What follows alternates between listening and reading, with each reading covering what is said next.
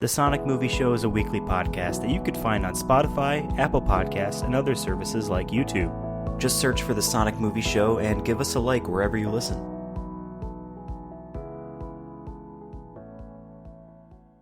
What's up, guys, and welcome to episode 43 of The Sonic Movie Show, the only show that's about Sonic news, occasionally Sonic movie news, and today we're going to be talking about a video game review.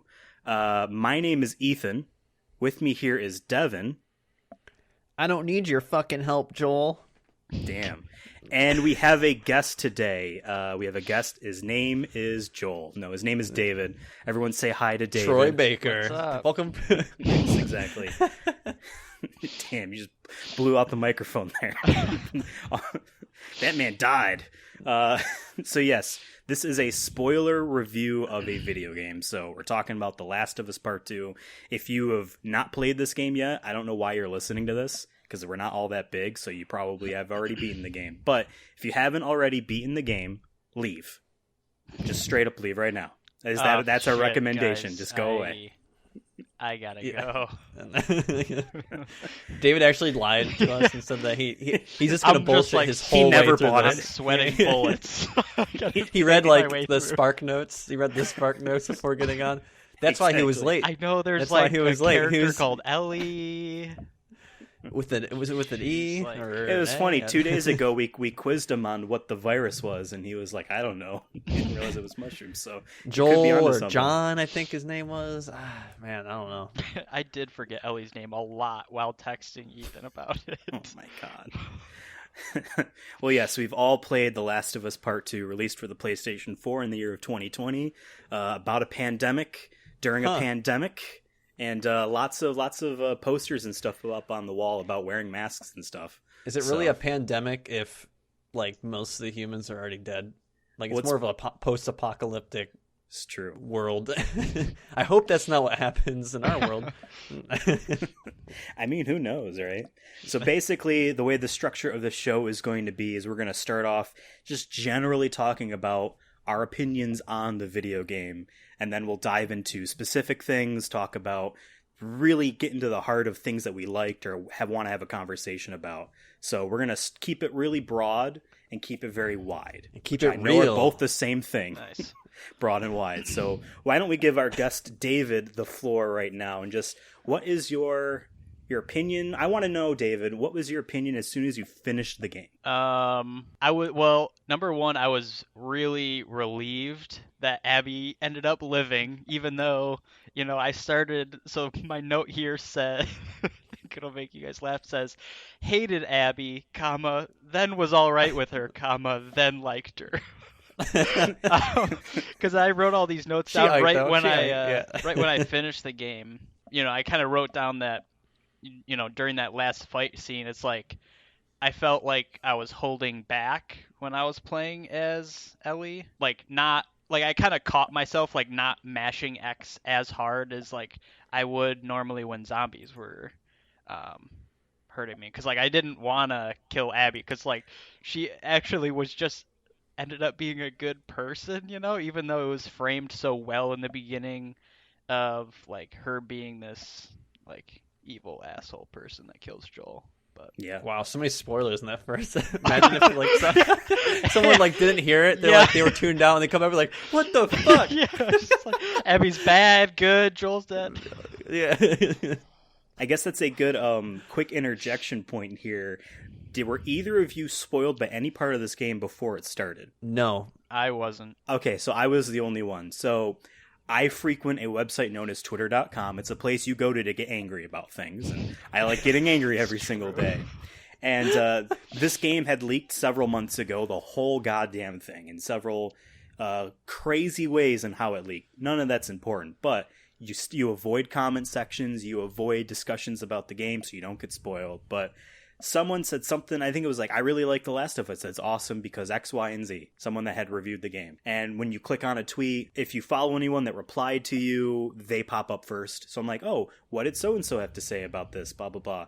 The first reply after the people I followed said this. I don't even remember what the initial tweet was anymore, but the reply was, yeah, just like the golf club lodged in Joel's head. And I'm like, oh, God. fuck? So you knew. So that's a joke, right? Sucks. I mean, maybe he was just Like, wow, That's way too specific. maybe, I would maybe I'm like lodged in head. It's hard to recover from that. So maybe, like, but it's Joel, and like man. maybe he just likes golf.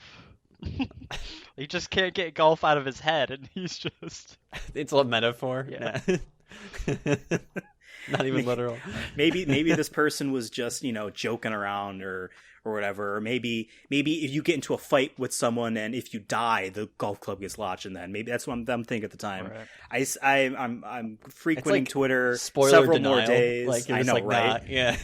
And Nah, then I it see ain't a lot of backlash to Joel dying in the video game being directed towards Neil Druckmann, the director, as well as Laura Bailey, the actor that played Abby. Which is kind of sad that you're blaming a person that really didn't have any decisions over the character in that sense. But one of the funniest spoiler comments in that was addressed at Neil Druckmann and said, "I'm going to give you the golf club treatment."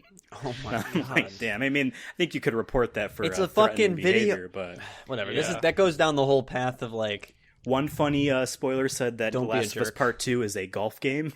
Oh my god! But What's funny is I yeah. don't think there is any golf clubs like you don't physically ever. You don't get one. you don't pick one up. No. That would have been interesting of like you picking one up and then like It, maybe like, triggers something. Yeah, for like Ellie. it triggers Yeah. something and then you end up dropping it and you like can't pick up golf clubs. This game has, I think it's, well, I'll save this opinion for later, and this is a deeper opinion. But Devin, when you finish the video game, The Last of Us Part 2, and the credits are rolling, and it's doing the thing where they're synced up to the music because it's really artsy, what was your opinion on what happened? Well, like the day I finished it, I knew I was getting close. I was like, okay, I'm gonna power through, and then hopefully I'm done. But I had like 3 hours before my therapist appointment, and I'm like, okay, I'm gonna power through this, and I didn't beat it.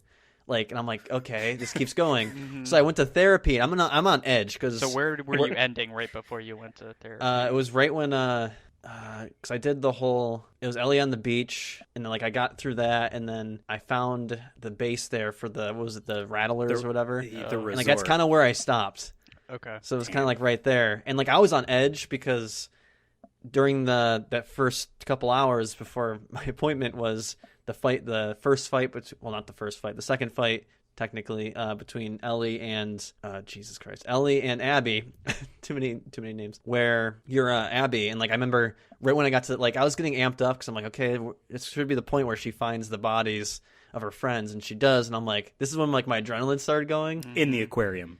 In the aquarium, yes. And then so we get to the theater, and I just see her like outside the theater, and I'm like, oh boy, like this is getting crazy. And this reminds me a lot of like the antsiness I got from like Game of Thrones. I've read like before. I mean, like watching it live, like not like if you binge watch it, where you just don't. You're like, if my favorite character is going to survive this week, and like I didn't know because you really didn't know what was going to happen going in. You're like. And then that whole fight was just too intense. I didn't want to kill Ellie, but then at the same time, I didn't want her to kill me. So I was just like so conflicted. And then I went to my therapist point once I got, like I said, got to the Rattlers.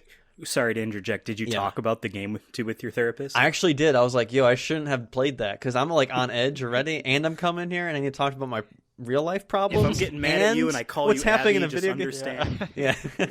So like, when I came back, I played like the last hour maybe of what was left, and I'll agree with David that I'm glad that. Well, actually, no, I'm going to change one more. I do remember now that I was mad at first of like Ellie, you go all the way back the third time and you don't fucking finish it. Yeah, like you killed all those other like Grant the Rattlers seem like bad people, but you kill all those other people again. You kill all these other people and you still can't fucking finish it, even when she's basically weak. Yeah, like I mean, starved. Abby is malnourished. Yeah, in the theater. If it wasn't a stealth kind of fight where Ellie is leaving traps and you're sneaking, if it was a straight up fist fight in an empty room, Abby would have beaten the shit out of her and killed her. I mean, she beat the shit out of everybody. It was insane. Right. Like, but then Dina she's gets so fucked up. malnourished in the water there, so it's like it is a bit more of a fair fight. And then with the knife there, where it's like. And it just actually goes inside I was like, collarbone this is area. the end. Yeah, and then she almost pulls it out. I'm like, damn. I'm like, that's just the will to live. Yeah. The right first there. strike in that fight, you slash Abby right across the face, and she yelps, and I'm like, fuck, I like felt that when that happened. I'm like, I was actually like, I don't want this. I was reading, I forgot exactly where it was, how like they say that they did a study with guns versus like swords and knives, like in movies, of when people like are uncomfortable the most, and it's always not guns, it's always like knives and stuff, because we all know what it's like to get a paper cut, or you've ever cut your hand with a pocket knife like I have a billion times. So I'm like, I felt that when like you're slashing at her with that little like knife that Ellie has, and I'm like, and knives are so slow too. It's like, especially hers. I'm sure her switchblade, which she's had since she was like 12 or 10. Oh, it's probably dull. It's as probably fuck. dull as fuck. It's I mean, like maybe she takes care of it. It's actually, I would hope. I like to, especially because I finished the game as of the day of this recording a second time, mostly to pick up collectibles because I'm trying to platinum it. So, already knowing what's happening next, I kind of look at like, okay, when's the last clicker? When's the last this type of thing? Just to kind of see what's the last note you can find. What is these things? I kind of look at kind of some of that stuff. Ellie loses the switchblade in the water there at the end, which has been like, I don't want to say her identity, but that's been pretty much the only possession she's had throughout the whole entire first game until the beginning of this game. And it was given to her by her mom and all that, and she loses it here in the water. Abby knocks it out of her hand, and it lands there. And I mean, I guess maybe after Abby left and Ellie's kneeling in the water, just doing this with her hands on her head, maybe she spent some time after to search for it. I don't think so. I mean, she also lost a couple fingers, and she's just so fucked up. I mean, they're both fucked up. But I will say I did like the ending there with like when she's trying to play the guitar and she can't anymore, and like she loses that piece of Joel forever. I forgot about that. That was really sad. That's I mean, because you play that song several times, it's a Pearl Jam song. It should have been Limp Bizkit or something. That would have been hilarious. It came out in real life. That song came out a couple weeks before the outbreak in the game happened, which is kind of interesting, like that. But yeah, Joel teaches her that song on a guitar that had the moth on it, which is where she gets the idea, according to the director, to get the moth tattoo and like to draw the moths. So it's like a song that's really important to her, and she can't play it anymore. Yeah, and that's how the game ends. Like when you first. She plays it, and you're plucking on C or whatever, and it doesn't work completely, and it ends. She kind of looks up, and then it cuts to black. I thought, oh, that's how it ends. But then they do what I think is a much better ending, is the cutscene there with Joel. Because again, if that didn't happen, the last thing she says to Joel is what Devin's top of the show quote is. I thought that was what it was going to be. I'm like, damn, that I don't need your fucking help, Joel. And he says, okay. That goes back to like a life lesson in general is like, you never know when you're going to lose someone. Like, there's always, it's weird to say, but death around the corner, you know what I mean? And, like, it's really weird, even in my, like, real life, not anyone, like, personally of mine, but, like, a lot of, like, content creators and stuff have people die recently. So that's, like, this whole, like, game was also just super surreal for me. And I'm just, like, that this game wasn't afraid to, like, kill off main characters and keep you on edge the entire time. That's real life. I mean, not saying you should be like on edge all the time, that you like, I can die tomorrow, or your family member could die tomorrow, but like, you should always be nice to one another. And like I don't think that's the main message that they're trying to go for, but it is a message I think you could take away from it. That, and even their, I guess, even their actual last words to each other is in that cutscene. So that last cutscene happens the night before the beginning of the game opens, where she wakes up late for her patrols, and she never sees Joel until he's murdered. I guess maybe you could argue her saying Joel is the last words, but maybe not. In that cutscene, the last thing she says is, I'll see you around. And he says, yeah. And that's it. And initially, they hug. And they cut that out, because I'm like, well, they're kind of pissy at each other. Like, they didn't, like, agree. How the director explained it to me, not me personally, I'm sorry. You texted him? I had a one-on-one with him, and we're not going to post it on the air. I just know him personally. I wish you guys could have saw that. That was great. all those flashbacks happen sequentially. None of them were like out of order or anything like that.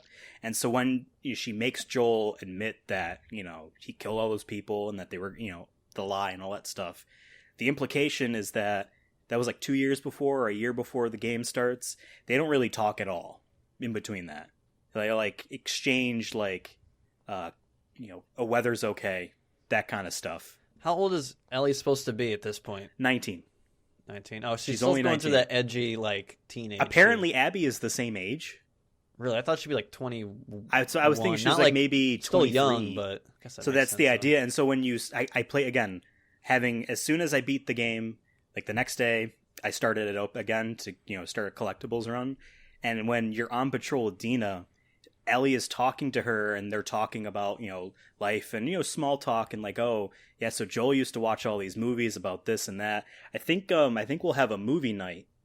And then that has a completely different tone once you beat the game. You realize, oh, she's actually trying to start thinking about reconnecting with him and how approaching that. When before you're like, oh, that's cool. They hang out still, even though they live in a big town and they're not technically related. Like it's a lot different implications that way. It's cool.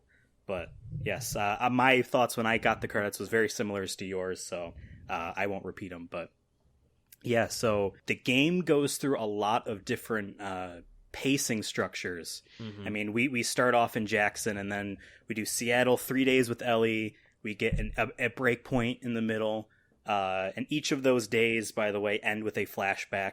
It's like whenever she goes to sleep, she has a flashback. We do a midpoint with Abby on the day like her dad dies, and then we get 3 days of Abby, and then we get the farm, the resort, and then the epilogue, right? Mm-hmm. And I'm curious to know, because we finished the game at different times. We started the game at different times. The rate we play these games were different from one another. I'm interested to know where you thought the game was going to end, the conclusion, kind of as you were playing it. When did you think it was going to end? Well, yeah, I mean, I know when I first started playing the game, you had kind of texted me of, what my thoughts were. And initially, I was playing through like day 1 or day 2, and really kind of up through until I started playing as Abby through the days. I really thought it was going to end at that cutscene where they're holding each other up in the theater. But I was kind of like, after I played through and got through that theater scene, I didn't really know where it was going to end. I felt like it almost could end at any moment. Nothing really seemed, I don't know, forced isn't the right word, but like it felt, I don't know, it was weird. Like it didn't feel random, but it didn't feel like super scripted, and it like wasn't obvious where the story was going. And I think they do a couple parts where they play with your expectations about the length of time. When it's day 1, Abby's day 1, it's at night and it's raining and it's a storm and she's going to find Owen at the aquarium. And when you're playing that, you're like, holy shit, this is, oh man, we're here already. Yeah, he's going to find them dead. And then you find him in the boat. And they reveal that like it was an intentional buildup, because when the end of day 1 happens for Ellie, it's when her and Dina are running through like that mall or whatever, and they're being chased by all these zombies, and you don't really pay attention to the fact that it's a storm going on outside, because Dina's pregnant, Ellie is immune, what they're, what I mean, you're not paying attention to that, so like doesn't occur to you until after you see Owen alive. You're like, oh wait, yeah, no, I got 3 days with Abby. Interesting. So what about you, Devin? When you got to Ellie end of day 3 at the theater, when were you? How far along were you thinking? I thought it was going to go down there. To be honest, I'm like, okay, I spent a lot longer than I thought it was going to be with Abby. Like I thought Abby was going to be a quick, like you said, once you got to the aquarium the first time, I'm like, okay, they're gonna. Yeah. Because I thought this game was going to be 15 hours. Honestly, 15. This game was a lot longer than I thought. Sure. Because wasn't the first game around 15, 20 hours? I feel like it was shorter, but it felt shorter at least from what I remember. That was a cross-country journey, so it's easier to see benchmarks and progress that way.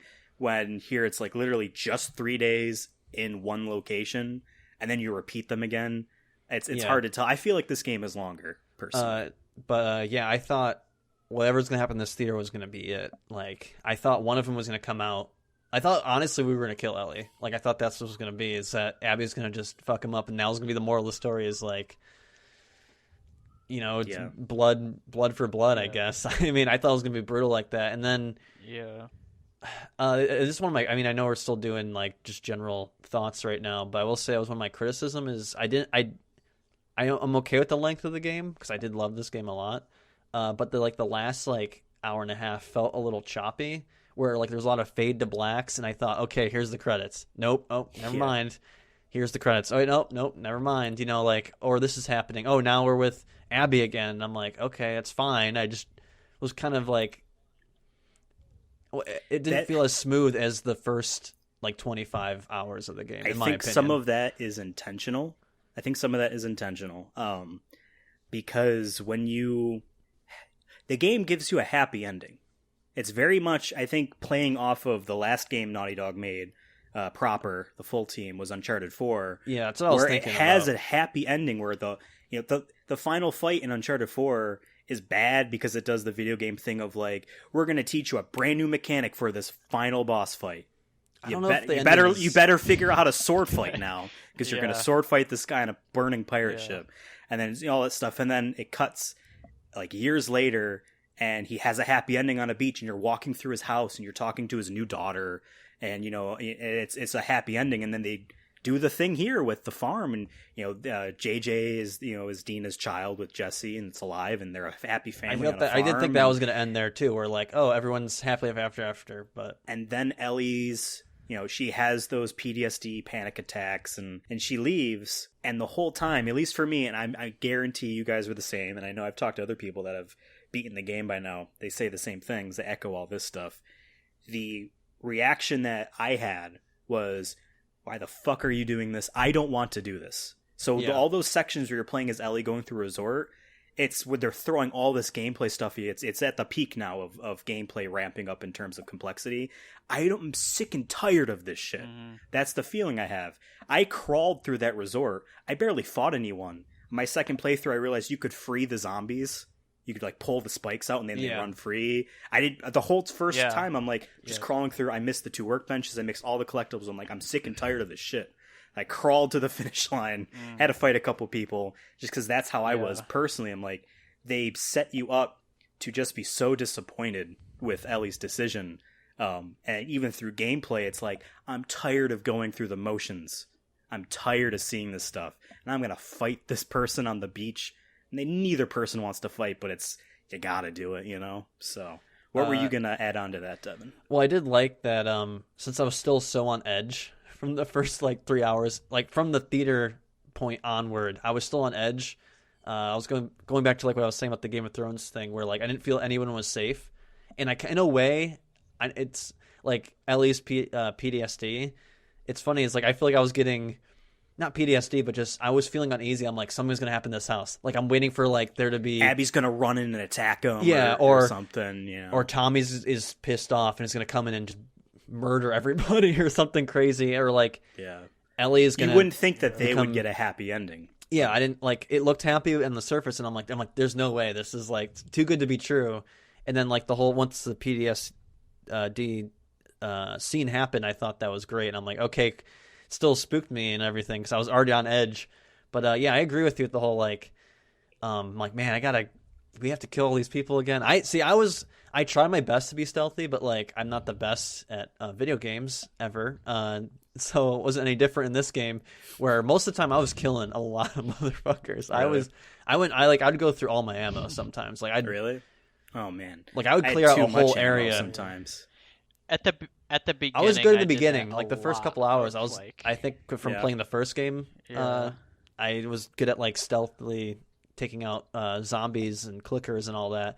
But then once it got to the point with the scars and all that, most of the time I would take maybe 2 out stealthily, and then one of them would catch me, and I'm well, guns out, baby, and I would just slaughter them all, and it was just That's bad. The one thing they do, I think, well gameplay wise, is they allow you to restart that stealth process again by just getting the fuck out of dodge, which we learned is a proper noun the other day, and hide again, and then they lose you, But no, I will agree that I didn't feel I loved the gameplay a lot, so I didn't feel it was a chore or any point. So even though I had to kill those people, I was still mad at Ellie though, being we're doing all this because, like, I understand you have PTSD, but how do you even know that killing her will get you over that? You might be having this for the rest of your life, that you just have this guilt. Yeah. And then what's funny, and then I go back to what my comment was before and then you couldn't even finish it.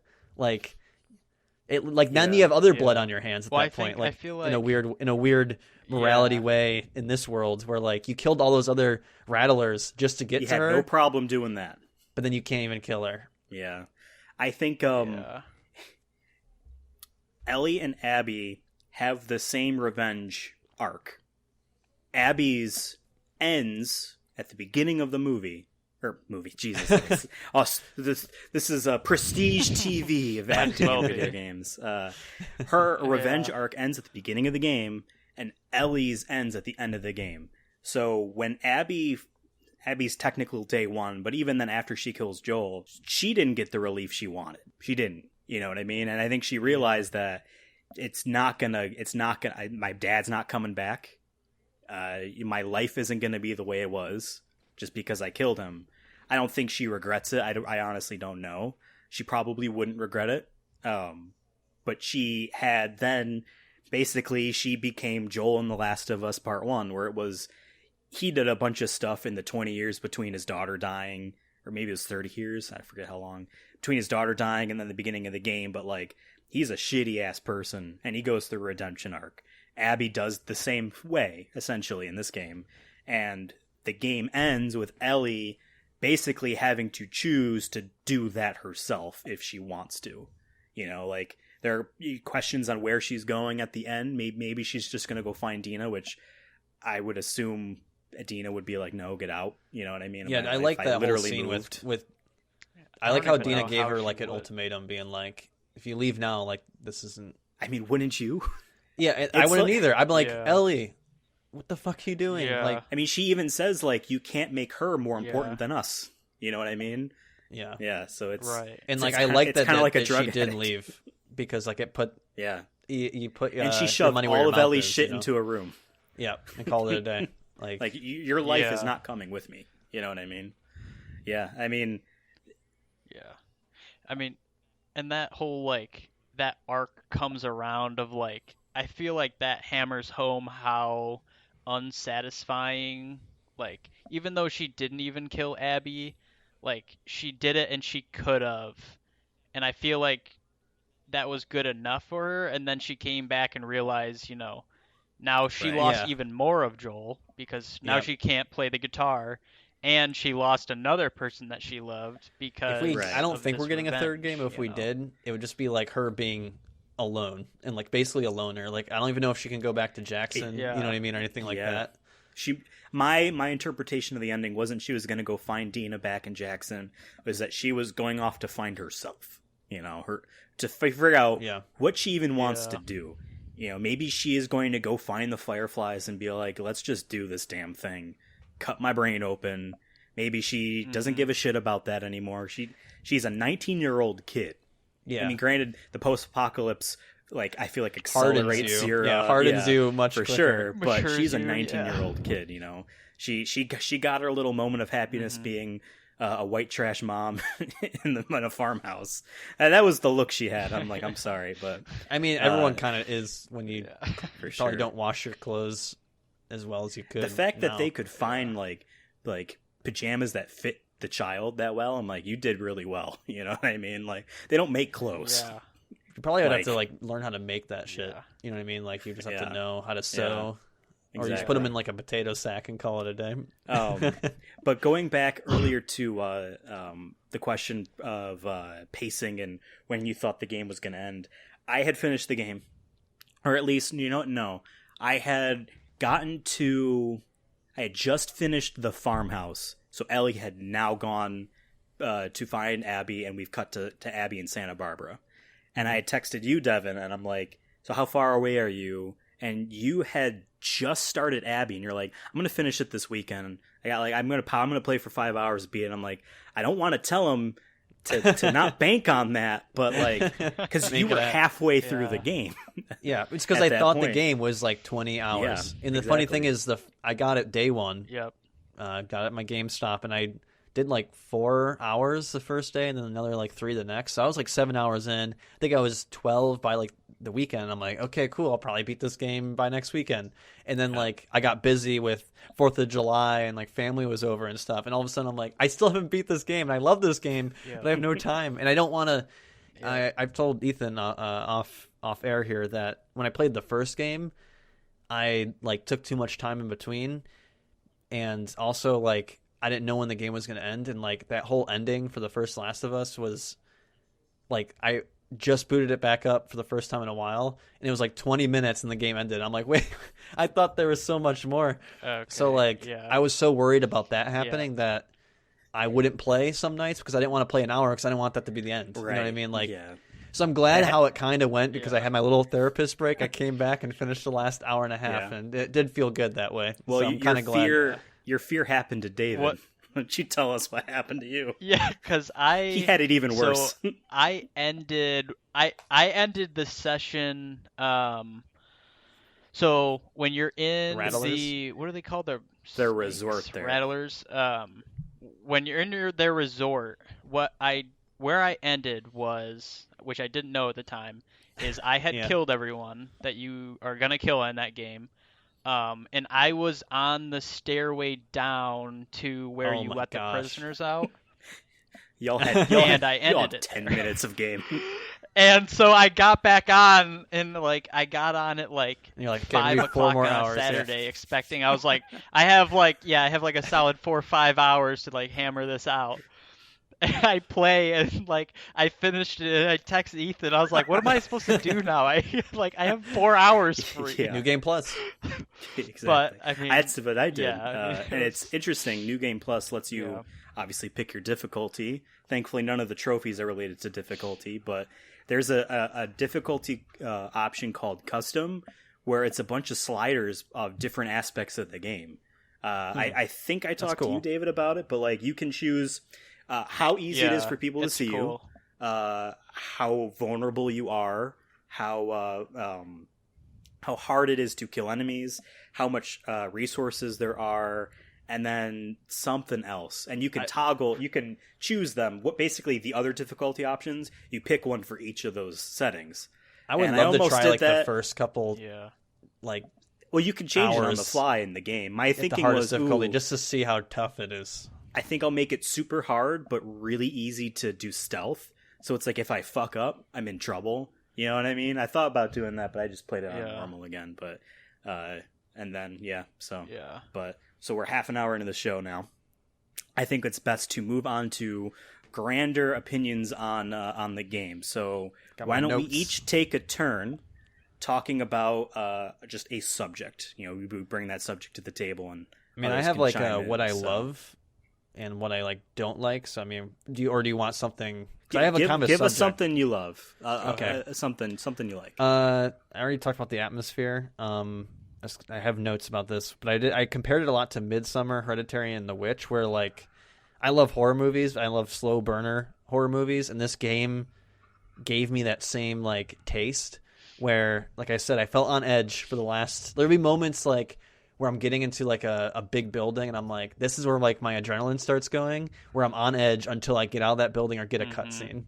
Like I need, like it's almost like a roller coaster where you're like but you don't know when the drop's gonna be. You have no idea. You keep going up. You're like, is this the drop?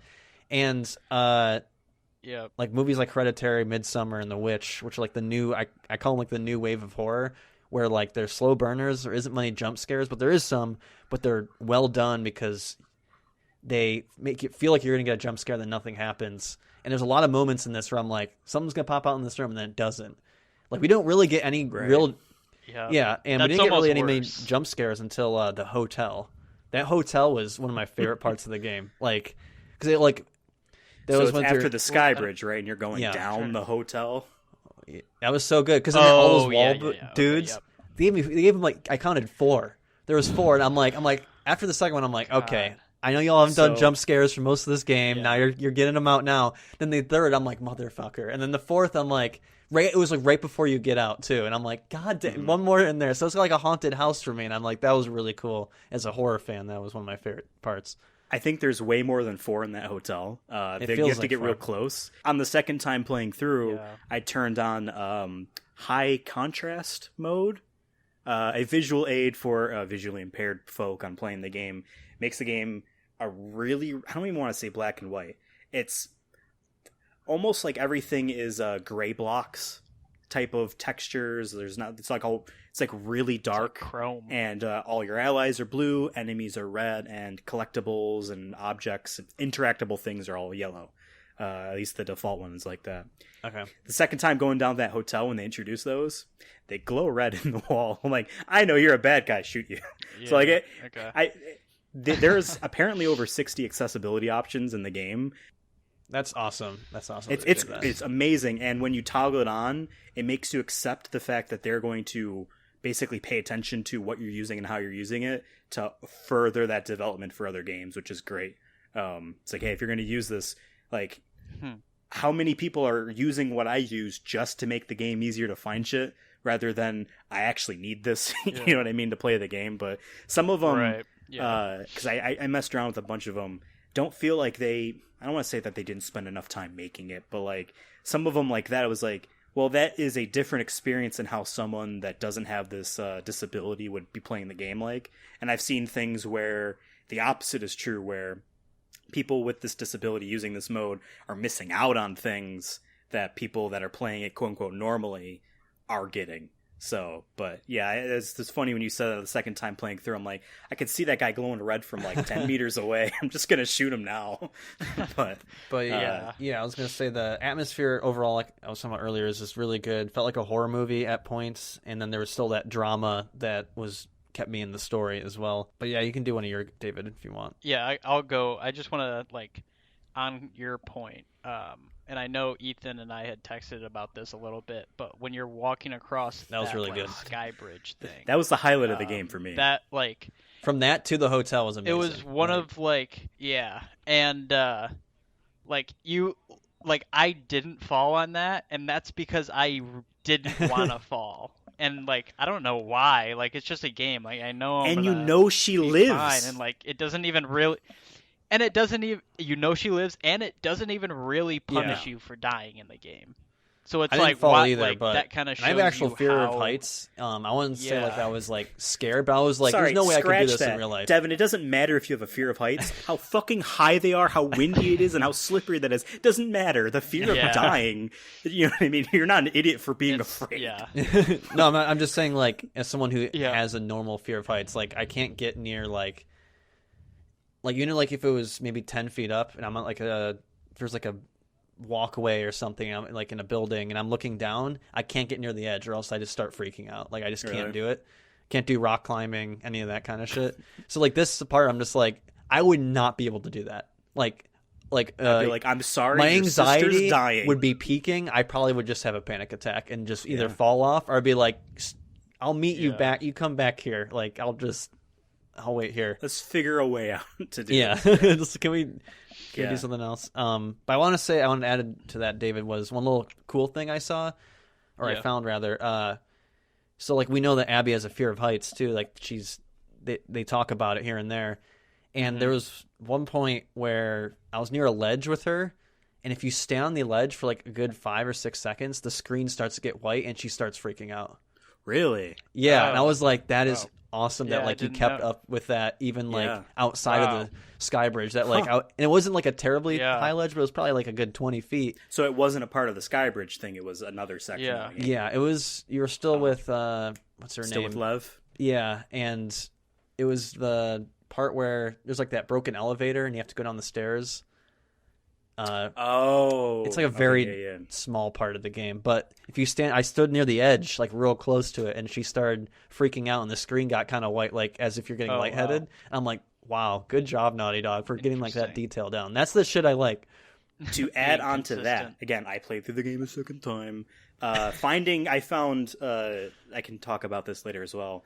Lots of collectibles and conversations I missed the first time. I had no idea that they were called the Rattlers at the end because I picked up no notes. Didn't see the signs they wrote, just visually didn't see them, you know. So I had no idea. And to me, that kind of shaped my thought of like, it doesn't matter who these fucks are. There's always going to be bad people everywhere. it doesn't matter. But one of the things I missed, and I don't think it's something that it's like, oh, why didn't you see this glowing quarter on the ground, was on the sky bridge. This was after you cross it the first time, and at the very end, Lev's like, so what's up with you and Owen? And she's like, why are you saying this now?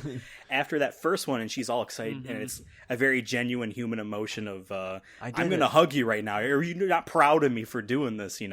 It's, easy for you, kid, that just can parkour around all the time. But like me as a tank, I got to take it carefully.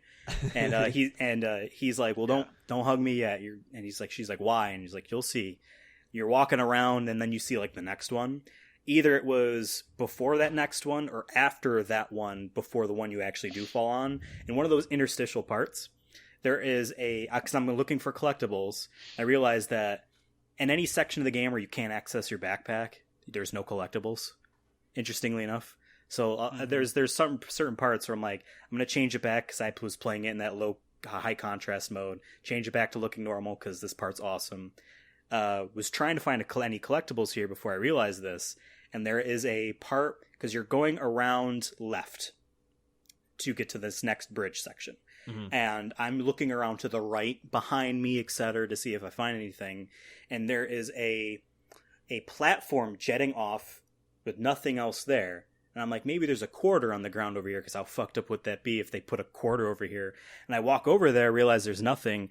So I start to turn around. She's like, why the fuck did I come over here? Why did I do this? I'm like, oh, that's because, like, why would you in real life do that? Why would she do that? And she's having that conversation with herself. There's lots of cool little parts like that that I think is good. But that's cool. If we're done talking about that sky bridge, I'll bring up my next point, my first point, rather. Sure. There are 3 times, really just 2, beyond the first initial time. But there's 3 moments in the game where I'm like, this is very, very Metal Gear Solid. The first time is just when I realized, you can go prone, crawl under things. The kind of the way that you press up against things and look around is a lot like how Metal Gear Solid 5 handled that. Played a lot like that. Enemy sightlines are better. They'll see you under something if they're far away enough to have seen you. Rather Metal Gear is just like, I'm not looking down. You know what I mean? Yeah. I'm gonna look literally as a horizontal line. But 2 moments, and I understand neither of you played Metal Gear Solid 4, and David, you played Metal Gear Solid 5. I played a little bit of 5 with David. I think one really? or 2 times at his house back in the day. So I have a general idea of how it works. But I played Metal Gear Solid 5 a lot more than David, and it's not bragging, but like, I've seen kind of the cycle about how that game works in terms of its environments and approaching the same camps over and over again, and the lack thereof in terms of diversity. But there is a part in Seattle Day 3 as Abby, when you're on the island and you're trying to get to the boats to leave, and everything's on fire, and the wolves have invaded the WLF, Western Liberation Front, or whatever that's their right. stupid name is, and the Seraphites, the Scars, are fighting each other. And you are sneaking through an area that's a war zone. And the only other game I've ever seen do that is Metal Gear Solid 4, whose whole stick was, you're no longer sneaking into enemy territory. You're sneaking through combat zones of PMCs fighting revolutionaries and countries that we're not even going to say because it doesn't matter. Like, you have to sneak through, and if you attack, and this is a Metal Gear, if you kill a couple people on one side, the other side thinks you're with them, or maybe the opposite, or something like that, and you're kind of playing through that. And I had that realize, I'm like, oh my god, like, this is so cool. I mean, all sides, the Seraphites, obviously know Abby's a wolf, and Lev, just is, I forget the term, an apostate or whatever, a heretic of their religion. And obviously Abby turned their back on the wolves, so, and then also Lev is a Seraphite, so they're enemies to both sides, and they recognize them in every combat scenario. But it's a lot easier to hide because they're getting shot at by each other. And that was such a cool moment of just kind of just doing a thing I did 12 years ago in 2008 of sneaking through an area that I'm not a part of, but I need to get through this war zone. And even at the end of that segment, when you're in the water above and the docks are above you, and you can just see like the chaos and people shooting each other, falling down, and like they don't interact with you, but you just see it all, is so dope. And then the second Metal Gear part was the resort as Ellie, even though I snuck through it the first time. And the second time I actually did try to play around, and I pulled out the pike to release the infected clickers and whatnot, and kind of messed around. A problem I had with Metal Gear Solid 5 was that they approached it like an open world, so you can get to each encampment, each base, any which way you want. And because of that, they all kind of played the same, and they were all very samey looking.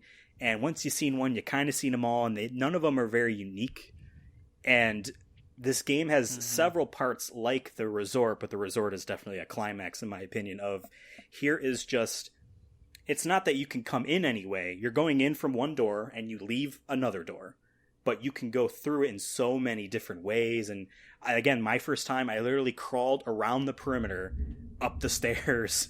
I got around all these people. But then the second time, I'm like, I'm going to do the classic stealth game thing I always try to do, where I go straight through the chaos without being seen. I just try. Just don't touch anyone. Just like, okay, he turned around, now go up to here, and I'm going through all this stuff. Like, that is way more Metal Gear Solid 5 than most of that game was. And I really hope that Konami takes a look at that and be like, oh, this game plays very similar to ours, and it kind of does this moment better. But I don't know if any of you thought that the stealth segments... well, I guess you can play the whole game as stealthily as you can, but was like a huge kind of like opportunity to try different tactics. Yeah, maybe I'm alone here. Like I said earlier, I tried to be stealthy like every single time at first, and then there came points in the game where like you just couldn't for me, or like at least I couldn't find a route that worked. But there was a couple of times where I was like really proud that like I took out everybody using stealth. But there was a couple of times where I straight up just ran away, and I was able to sneak away. There was when you first encountered the stalkers with Ellie there. Yeah. Which, by the way, I thought those guys were scarier than the clickers. Because you can't see them. You can't. Because they would sneak up behind you, and then they hear them like almost like not whispering, but like just hear them like yapping or something, and then like you turn around, they're not there, and then you think you see one in the distance just looking at you, and I'm like, that's you can't really hear them because they're so quiet. Yeah, except when they're close. But there was one part where like one found me or like attacked me, and I killed them or like stabbed them to push them away, and I all of a sudden like saw 3 of them coming, and I'm like, I always just when I had like no ammo, so I'm like, fuck, let me just run. So I like sprinted, and what I like about this game, there's moments where you can just straight up sprint, if you have like no shit, like if you're lucky, and I was able to escape by going like I jumped through a window, and like quickly ran up the stairs, and then they didn't chase me. And I was like, oh my god! And then I went back. Then you go to the second level of that whatever building that was at the time, and then like I had to get through that one door, and they actually got me. Like as I tried running away, they got me that time. Man. But then when I restarted, I was able to run through safely. But for the most part, I tried to be stealth and only kill people if I had to. Like I think I would in real life. You know what I mean? Even though I hope not ever have to do this in real life. But I will say I wasn't the biggest fan of stealth games, like in general, going into this. But I really love the mechanics of this game. Like it just felt so fluid and physical in a way, like where, like if I grabbed a bat or whatever, a stick, and hit a guy, like I really felt that. And it's hard to like describe it, but it is hard to describe. There's a lot of games out there that don't have, like for me, like great mechanics in the game make it feel like you're in the game, as cheesy as that sounds. The timings of the action and the context in which they're happening, and like this game doesn't feel to me like there's any parts where it's like, why couldn't I have just done that? Come on, I clearly did the thing. Why didn't it not happen? You know what I mean? Like, there are apartments here and there, like, but if you're around a corner and the guy is on the other end of the corner and you go to swing your baseball bat or whatever, it kind of just jimmies you over there first, just so you make contact. So instead of just like, and then the guy shoots you, you know? What I mean? So like it was really, I think, polished in that way, and like I do think the stealth was fair too, like because there's some stealth games like Skyrim, you know, like once you get to level 99 you can sit right behind an enemy and they'll never see you, or like you can literally shimmy your way in front of a guard and they won't see you for some reason, even though there's no brush or anything like that. In this game it's like it felt fair if they spotted me. And I also like that they added that like sound effect where you're about to be seen. That helped a lot. But like so like there was moments where I'm like, where am I being seen? Then like I just wind up running anyways because I'm scared. I'm like, because I'm about to get shot or something. So like, go ahead, David. Well, it was like, I was just gonna say, yeah, I mean, literally that feeling of like I'm crawling through, and I like right before I started crawling through this area, I looked everywhere. I did the little hearing thing in my area. I'm like, all right, I think it's clear. I'm gonna go, and then like halfway through, I just get the or like whatever the sound is, and I'm like, I gotta commit. Like, I hope they don't see it, and then eventually it goes away. And I'm that like, marks a good stealth game in my opinion, because like I joked and said doing the thing where I just try to go through an area, but like a good stealth game lets you just go and hope that you're lucky, and when you do get it, it feels earned and feels like, man, fucking good at this game, man. Yeah. yeah. I would say one of the things I really liked about the aspects of stealth is compared to the first game, obviously there's more mechanics this time around. You can go prone this time. There is grass to hide in. There is the ability to go back into stealth mode. First game, once they see you, they always just know where you are. I remember that being that. They might not try to show it, but like, you know, and this game does the thing where everyone has a name and they all talk to each other and they communicate, and the Seraphites whistle, so you don't know what they mean, although it didn't really feel like it mattered to me all that much. They whistle, it's bad, but the first game didn't have all that stuff. Second game obviously improved on it. The first game obviously had the hearing too, and it definitely was, I'm pretty sure it was said in an interview somewhere, added as a crutch later. It's too hard. People are having our QA testers are just getting spotted and they're not sure where people are. So we'll add the Batman Detective Vision, which is like, I feel like every game in the PS3 360 era adopted the Batman Detective Vision. I can see through walls if I'm not doing anything else, you know. They added that as a crutch, and on the two hardest difficulties, it takes it away. You can't listen. And I beat it on the hardest difficulty, and it was an awesome experience. This game, I didn't feel betrayed, or I didn't feel like I was cheating with the listening, because I feel like they made it a bigger part of the actual mechanics. To not have it would be an actual disadvantage rather than using it as a crutch to lean against. And I think the stalkers are a good point. You can't hear them unless they're at the beginning and ends of their animation keyframes, or they are scuffling into place, or the second time playing through, it was a bit easier to understand how they operate, where they always kind of know where you are. They don't pretend that they know, but they'll just sit, and you can see them kind of like, they peek their head around, and I would just kind of sit and kind of see movement and be like, okay, I see him right there. I'll just wait for him to peek and then shoot him again. But they made the the upgrades actually involved with listening now. Listen farther, while you move while you're listening faster. Like it. Exactly, because there are parts where it's like, it looks like there is a light in that direction, but I kind of have to do the thing where I turn the screen so I can see like it on the edge. You know what I mean? Okay, it was definitely over there. You know what I mean? There's definitely something there. They actually made it a good part of the game rather than like a we should probably do this because people aren't going to finish the game if they're upset that they can't see people. You know? Yeah. So. Well, and like.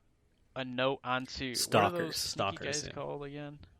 Stalkers. Yeah, I felt like, I don't know, I really didn't like them. I don't know if it was just because they were hard, but it felt like, I don't know, maybe if I played through again I would figure it out, but it felt like to me that there was no option other than to just shoot them. Like, you can't sneak up on them. Like, even if like at one point I took so much time to try to sneak up on one, and it just felt like it was impossible to even get close. And like, even when you get close, it didn't even, I don't know, it felt like it didn't matter. But like, maybe I was just looking at it wrong. And like, eventually I started, like at the beginning of the game, in every situation, I just snuck through and killed everybody. Really? I don't think there was a place where like I was like, oh, like there's still people alive when I'm leaving this area. It was just like a straight. And then you get the end of the combat scenario where Ellie sneaks through a spot, shuts the door closed, and barricades it, and you're like, everyone's dead. No one's gonna chase me. Yeah, and I was like, because I would kill everyone and then walk around and look. A second time stuff. Through, I did some of those on purpose just to see what it would feel like, and the tension of you're holding triangle and she's pushing the door quietly, but to fast, and then you get through and it's slam the thing shut. And like that does feel good there. I was gonna ask if you guys had actually done that with during the Stalkers. I did that, and it made it way more intense. I didn't do that. But what's cool is they would add an animation. I think, if there is enemies though. So like there was times when like you said, hold triangle or whatever to slowly open the slightly barricaded door, and you can sneak in or whatever and close it behind you. There's times when I did that when all the enemies were killed, and she did do the it slowly, but then when they're like the Stalkers, for example. They were all like jumping on tables and stuff, coming closer and closer to like Jurassic Park, and I was like, "Open the door!" And then there was one time when, like I said, the first time I did it, they actually caught me right before I got in there. Really? They grabbed her and then just bit her neck off or whatever, and just all over the screen. Because you're vulnerable. Oh, jeez. Yeah. I was gonna ask, what were your guys' favorite weapon in the game? Just like if you had to pick one, Shotguns. Just one weapon. I really liked Abby's shotgun a lot. Because I did the first upgrade I did as Abby, I'm pretty sure, was to make it easier to reload the shotgun, and it is just like, and you're done again. It's like, damn, because I'm like, nice. There's only 2 shells in this. It's not that slow, but you know then what I really liked? Chink, and you're down again. Yeah. It's like great. I liked the hunting pistol because that was basically like an op. I didn't realize how powerful that was until I used it on that gigantic monster because I had run out of ammo with everything else. And like, I don't it's know basically why an op. It's like an instant and then kill. They give you a scope. I didn't realize. It felt like an Uncharted gun a lot. I loved it because once I fully upgraded it, I was just one-shotting dudes. There was one part during the Scar Island there that there was one guy in the distance, and I got like a nutty headshot, and I was like audibly. That's the thing. Yeah, I was audibly like, I'm like, fuck yeah, like got that. That's the thing. You don't even need to get a headshot. Body shots kill them with that gun. Yeah. Especially, I think you can upgrade. But their head explodes or whatever when you shoot them in the head. Yeah. David brought up the monster in the hospital. I'm not sure if this is only when you beat the game or if you can do it at any point on the main menu, but there is an extras menu. I don't know if either of you hopped into that. I saw it brief. I did look at it for a little bit, but all it is you can look at and unlock concept art and character models to view, kind of turn around, kind of look at them. The name of that monster is the Rat King. That's dope. That's a dope name. Yeah. And it's such a good idea because like they call that section of the hospital Ground Zero in the chapter select because that was like everything that happened on the outbreak day in the hospital never left. So that thing had been stewing there for 25 years. Wow. Kind of growing. And they kind of made a point of showing, especially later, that one of every zombie type is a part of that thing. There's a stalker in there. That's the one that kind of breaks off and tries to run away. There is it's covered in all the giant puff. It's like pores. The boomers, basically, from Left 4 Dead. Yeah, the kind of shamblers. And then there's also what do they call the big ones? Bloaters. Bloaters. You can see it has like the heavy plating bloaters around like the head, and that was very Resident Evil too in a way. Like I got good like RE4 vibes from that whole boss fight there. They could have gone the Resident Evil route in this game and making now these ones can fly and these ones have long tongues and these ones have tails so they can hang from. They could have done that, and I know in a trailer, they showed the shamblers. I don't know if they called them by name, and they said, we still have runners and clickers and bloaters, and there's shamblers and even more crazy infected that you'll see. And I'm like, I don't think I would have complained if they did the Resident Evil route of like, here are crazy zombie types, but like I'm kind of glad that they still kept it like realistic. Like they described the shambler as like an evolution line where halfway between clicker and bloater, it decided to take a different route. And now they're kind of like this, you know. And to me too, it's kind of like, why didn't you see this in the first game? You could just write in that like, it's just because of the area they're in, like the weather conditions. It's more wet because it's Seattle. You know what I mean? So exactly. I thought that was cool. That like, maybe there's possibility there's different types of infected in like Mexico or something because it's hotter, closer to the equator. You know what I mean? Like there could be ones that are mostly melted. Who knows? You know what that looks like, and or maybe up in the frozen north where like. God. You know, they're very hardy, you know, like they're all kind of like bloaters where like all their plating helps insulate them, you know, but it's insane. Like I do think that the cordyceps, that's the name of like the virus or the mushroom kind of fungus thing, is I don't want to call it too genius because it is very simple, but it's a good way of having the zombie trope without having to call them zombies, and then you kind of get to do your own thing with it. Like, oh, the clickers can't see. Yeah. That's why they click. You know what I mean?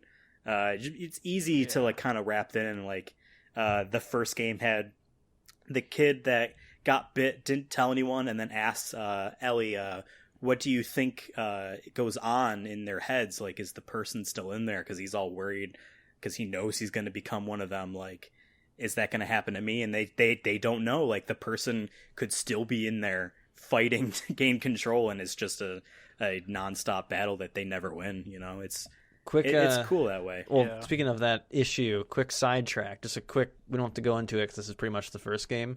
But would you have done what Joel did?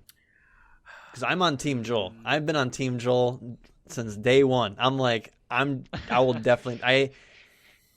Joel fanboy. Joel fanboy. That's my boy right there. Knowing what Joel knew, I would have. Because there was no. To me, my biggest argument was there was no guarantee. But I that's a lot of people's arguments. For sure is you don't know, and they didn't do themselves any favors by setting it all up so everyone's on the same page. You know what I mean? Like the Fireflies did kind of bring it upon themselves, and I think that's why they made a point in after Ellie Day 3 and you're now as Abby as a kid and you see that whole section of bringing Marlene back in and actually having the thing of like, I'm going to tell Joel. Because in the first game, they really did make it seem as if they were hiding it from him. Like Marlene was hiding it from Joel, that they were going to do it because she knew Joel was going to act the way that he eventually does. I mean, I was on Team Joel. I mean, it depends. Like, I don't know. Like, there's no guarantee they would have made the cure. There's no guarantee they would have been able to produce enough. There's no guarantee the effectiveness of it in terms of how quickly. My biggest thing is it an immunity vaccine, or is it a literally we turn you back to normal? Because come on, you're not coming back from one of those things. Yeah, and then you probably are just. How would that physically work? Or you'd just be deformed? Like, it'd just be... Also, my biggest thing is... You're just conscious. This is my argument for, like, all post-apocalyptic, like, media in general, is that, okay, you get rid of the zombie, or you get rid of the radiation. What is the end goal? Like, how do you start rebuilding? You really don't. Like, not in your lifetime. And, like, there's no guarantee that... Like, this whole game shows it wasn't really about the zombies. It's about people. About people. I mean, it's people the classic, will kill each other. Doesn't matter if it's you're the real monster type of thing. But, I don't know. But my question, the reason I asked that was because I wonder if there's a correlation between that and like whether or not people liked Abby as much, like seeing where she came from. You know what I mean? I would like to discuss that. I think we should take a quick break and come back to that. Okay. Does that sound good?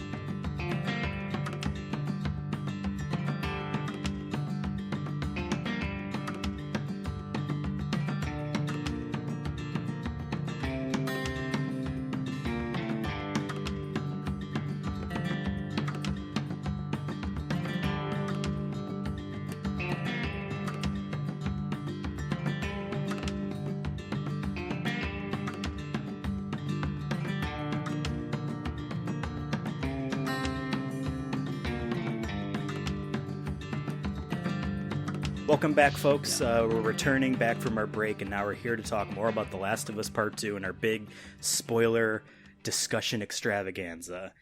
Before we went on break, Devin brought up Abby. And I want to spend a good chunk of time talking about our two main characters here, Abby and Ellie. And I think I want to kick this off and talk about something that I'm going to call narrative tunnel vision. And it's a term I came up with on the toilet up there, how I wanted to phrase it.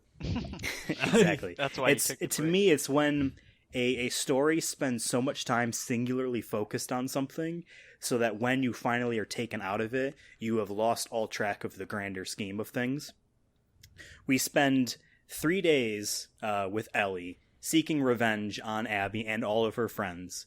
Ellie, we could talk about whether or not you really felt that revenge yourself a little bit later, because I didn't really feel it as much as I feel like Ellie does, and I don't think they showed it as well. But we spend 3 long days. Again, like those 3 days could be a game in and of itself. It was a long part, really.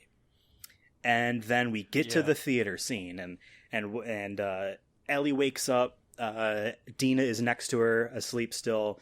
Ellie walks out, and Jesse and Tommy are talking, and it's like, like we're almost done. And when this is all over, what are you gonna do? That kind of stuff. And I'm gonna get I got a necklace. I'm gonna give it to Maria, I think is Tommy's wife's name, who actually runs Jackson. And Tommy walks out, and we hear commotion. We go out there, and Abby has him down on the ground. She just instinctively shoots Jesse. He dies, and it's Ellie, and they're being held up, and we get that whole tense scene. And then it cuts to the Abby flashback. And I feel like right after that flashback, and then on Abby's day 1, every single person, and I know you think this, David, because you texted me like almost the exact phrasing, and I'm pretty sure you said something similar to me too, Devin, along these lines, and I know you feel the same way. Every single person I've talked to that's beaten the game or I've gotten past that part says the same thing, and I thought this exactly the same. It's like, oh man, we were building up, and then now we have to wait to get back there, and it's like, the phrase everyone says is, I know what they're trying to do. They're trying to make me understand Abby's story. I don't want to do this. I just, and it's a slow moving section where you're walking through the WLF headquarters, and you can see like they got a lot of resources. I mean, they have a giant gym. That's why Abby is so jacked, and they have all those dogs that you kill as Ellie, and at least it was I want to say that they did the Seahawks stadium. Like, it looked pretty spot on with it. I wish they. Was that the football stadium? I thought it was the Mariners. No, the Mariners. That was a football. That was the Seattle Seahawks stadium. Like, pretty much spot on. I kind of wish that they reached out to the Seahawks and somehow like put their branding, like, just to get like that one extra realism in there, because I think they reached out to the Smithsonian. That is the layout of that Smithsonian. Oh, that's cool. Because they're in the credits. Wow, the Smithsonian is like, special thanks to the Smithsonian for blah blah blah blah blah. Weirdly enough, tangent about credits. They give more credits to the fonts that they used that are owned by other people than the songs that they use that are owned by other people. Some good ass fonts. Kind of funny. All right. You're as Abby now, and you're walking through, and it's just like, yeah, okay, I get it. We're seeing all the people that you're in trouble when it peeks out of the water. Empathize with it, and blah blah blah. And then by the time you get to the end, at least for me, and other people have said this as well, and I guarantee you guys are on similar wavelengths here, you feel more closer to Abby than you do with Ellie. And yes, technically it is another set of tunnel vision where you have gone with Abby so long now that you're closer to her. Recency bias, in a way. Exactly. Just like the reason why we were so upset that Abby had gotten her revenge was because on someone that we knew. If it was the other way around, and we had spent The Last of Us Part 1 as Abby with her dad, and the buildup is that her dad is murdered by this guy, us getting revenge as Abby would feel as good as what we imagine us getting revenge as Ellie would be. Obviously, we're like, okay, we know that's what they're doing. But then they pull it on you anyway, and it does work. You know what I mean? It does work. Yeah. By the end of it, yeah. You're like... Again, like David, you said I was not mashing square as much as I was fighting a zombie because I didn't want to kill Abby. To me, the big thing and why I bring up tunnel vision is that when you're spending the 3 days as Ellie, granted, you are a video game character being played by a person that can see people when you're hiding behind cover. You can, it's a video game, so yeah, you're going to be technically superhuman to an extent. You're killing all these people, and that wouldn't be possible in real life. Blah blah blah, whatever. But you're spending these 3 days. I would say maybe about 15 hours. I don't know how long that section was. All of Ellie's stuff, doing all this stuff. You're knocking people out one by one. Actually, the first human that you kill as Ellie is someone that was from the cabin scene when Joel was killed.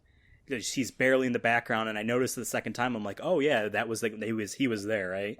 You're killing all these people one by one by one by one. And then you get to the theater, and Abby's there. Mm-hmm. And when you're playing through the Ellie thing, and Abby's there, and Ellie's like saying, just leave him alone, he's got nothing to do with this. It's me that you want. And she's like, you killed all my friends. We let you live and you wasted it, and points the gun at her.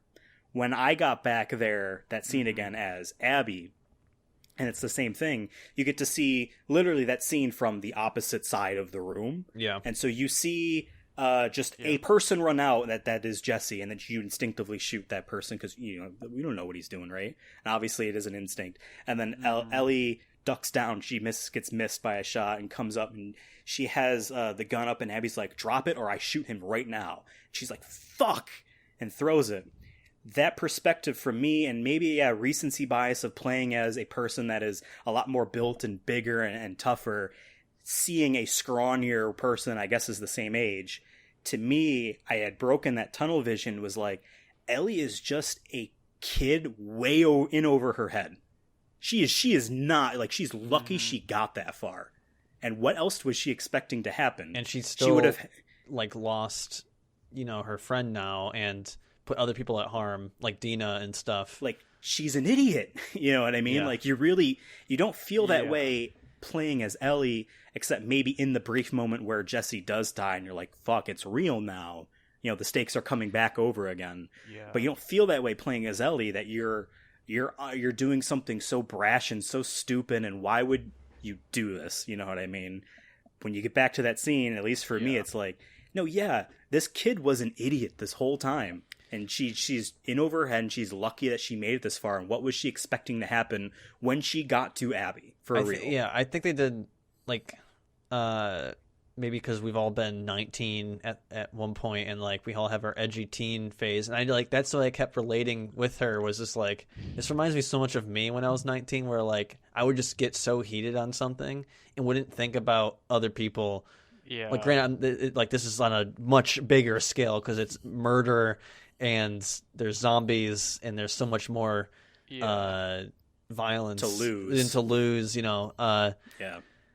But like in the way, it's like she is just a kid in a really shitty fucking version of the Earth, at this point, and I don't think Abby is like, I don't think she did anything right either, but she definitely was a little bit more level-headed at moments, where she definitely like thought about her choices more. Mm-hmm. I think that's why she's a little bit different than Ellie. But they're apparently the same age. The director said that they are the same age. Okay, but she definitely seemed more mature, but she has more discipline to her. Yes, and I think it might become from being in the wolves and stuff, because they seemed more of a disciplined unit. And even before that, being in the Fireflies. I mean, again, them being the same age, when the hospital stuff happened, they were both the same age as children. Ellie is always characterized as being a mischief, breaking out of... She was in some sort of school before the events of the first game, and always breaking out with her friend, and not being like let's say a good person, but like not being like a following the rules kid. Abby was grown up, raised by the leader of a faction of Fireflies, and was like, they even show in the flashback, her dad is the one that's like kind of the one that she has to rein in. You know what I mean? Like, their environments were so different. Even though they try to, I feel like at times, beat us over the head about how similar they are, but... there was one thing I had in my notes here about them, too, which I thought was interesting. I don't know if there's more to this. It reminds me a lot of what, directors do in movies in terms of, like, scene. You know what I mean? Like auteur, I guess this is more auteur theory, where like everything in the scene matters. What you're seeing is on purpose. And I find it interesting that Ellie at one point visits a museum of like dinosaurs and the astronaut and all that stuff. So just, but mostly the first things you see are prehistoric animals, right? And then Abby goes to a aquarium, and they're another type of animal or whatnot. And I just think, and they're alive. Well, you see a seal that's alive. Yeah. But one kind of like, maybe this is kind of like a stretch, but kind of how I saw that was that like humans are supposed to be above animals, right? That like we respect one another and that we have morality and whatnot.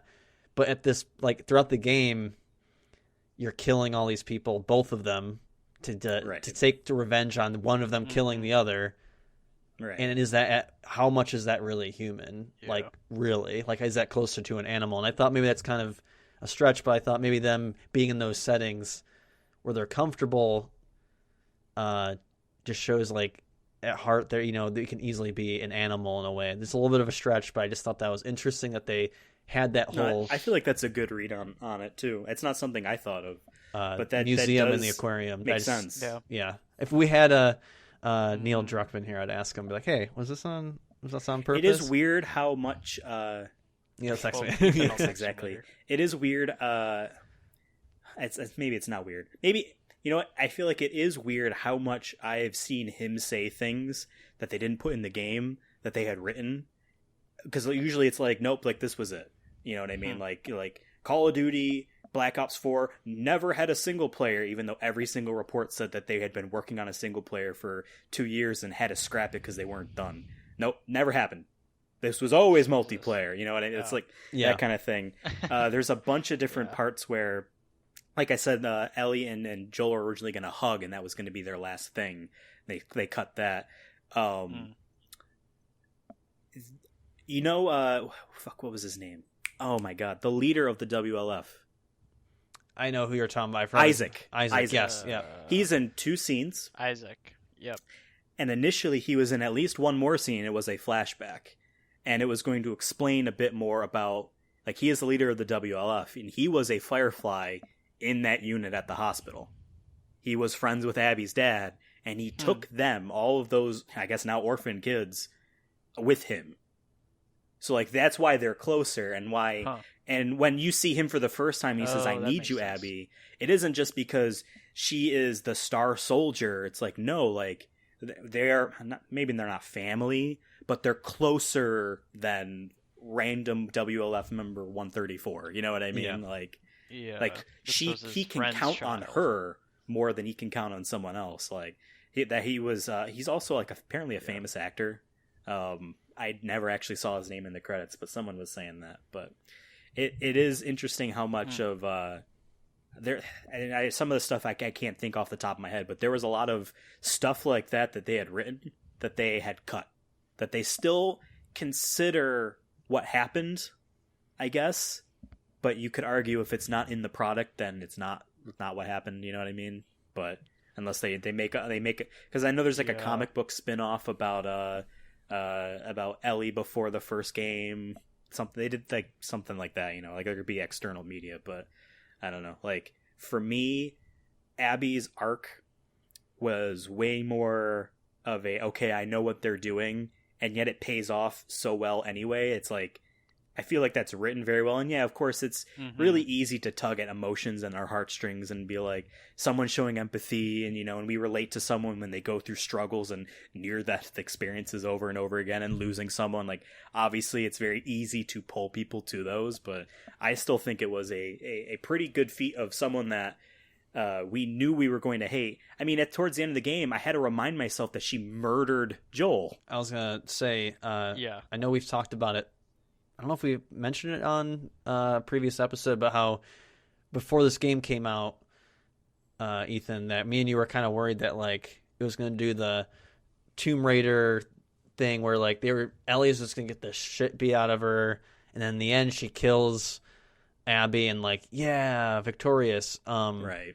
We have our character grow by beating the shit out of them. That's what Tomb Raider did. That's what few games do. I was worried about that, and like, I'm glad. Like, I'm not. That's not to say that I don't think you can have your character get the shit beat out of them, or there being close death experiences. But I'm glad they didn't do just straight that. And like, I'm totally okay with like Ellie getting her face smashed in by Abby, or taking an arrow or whatnot to the knee. To the knee, yes. Wow. So I'm glad they didn't just do that straight, and I'm totally okay with like her get, like, I guess just okay with the violence in the game, because I know some people were like, that's the fun part of the game, which it is, and I know that's my one like criticism of the game, and it's so minor that like it didn't really bother me that much, maybe compared to other people, was that like you're supposed to feel bad about killing because they're saying each other's names when the scars are talking to each other. I didn't feel nothing. When the dog ran after me, I'm like, fuck dogs. Boom, headshot, done. Before the game came out, and this was valid criticism based off what people had seen in the time, and I felt the same way. I think it was the 2017 Paris Games Week, which was in the fall, trailer for The Last of Us Part 2. And before that, the only trailer was the announcement trailer, and it was a scene that was never shown in the game, which had people thinking that Joel was dead the whole time and he was a ghost, or like a vision Ellie had, where Ellie is all bloody in a room in a building in a house, all these dead bodies around her. She's playing guitar and singing a song by someone, doesn't matter, about how she's on the wrong side of the world, but she can't turn to the light. She needs to walk this path, whatever it was. And Joel comes in and says, "Are you going to do this? Are you sure you're going to do this?" And she says, "I'm going to kill every last one of them." That scene was never in the game, but it's like a thematic kind of thing.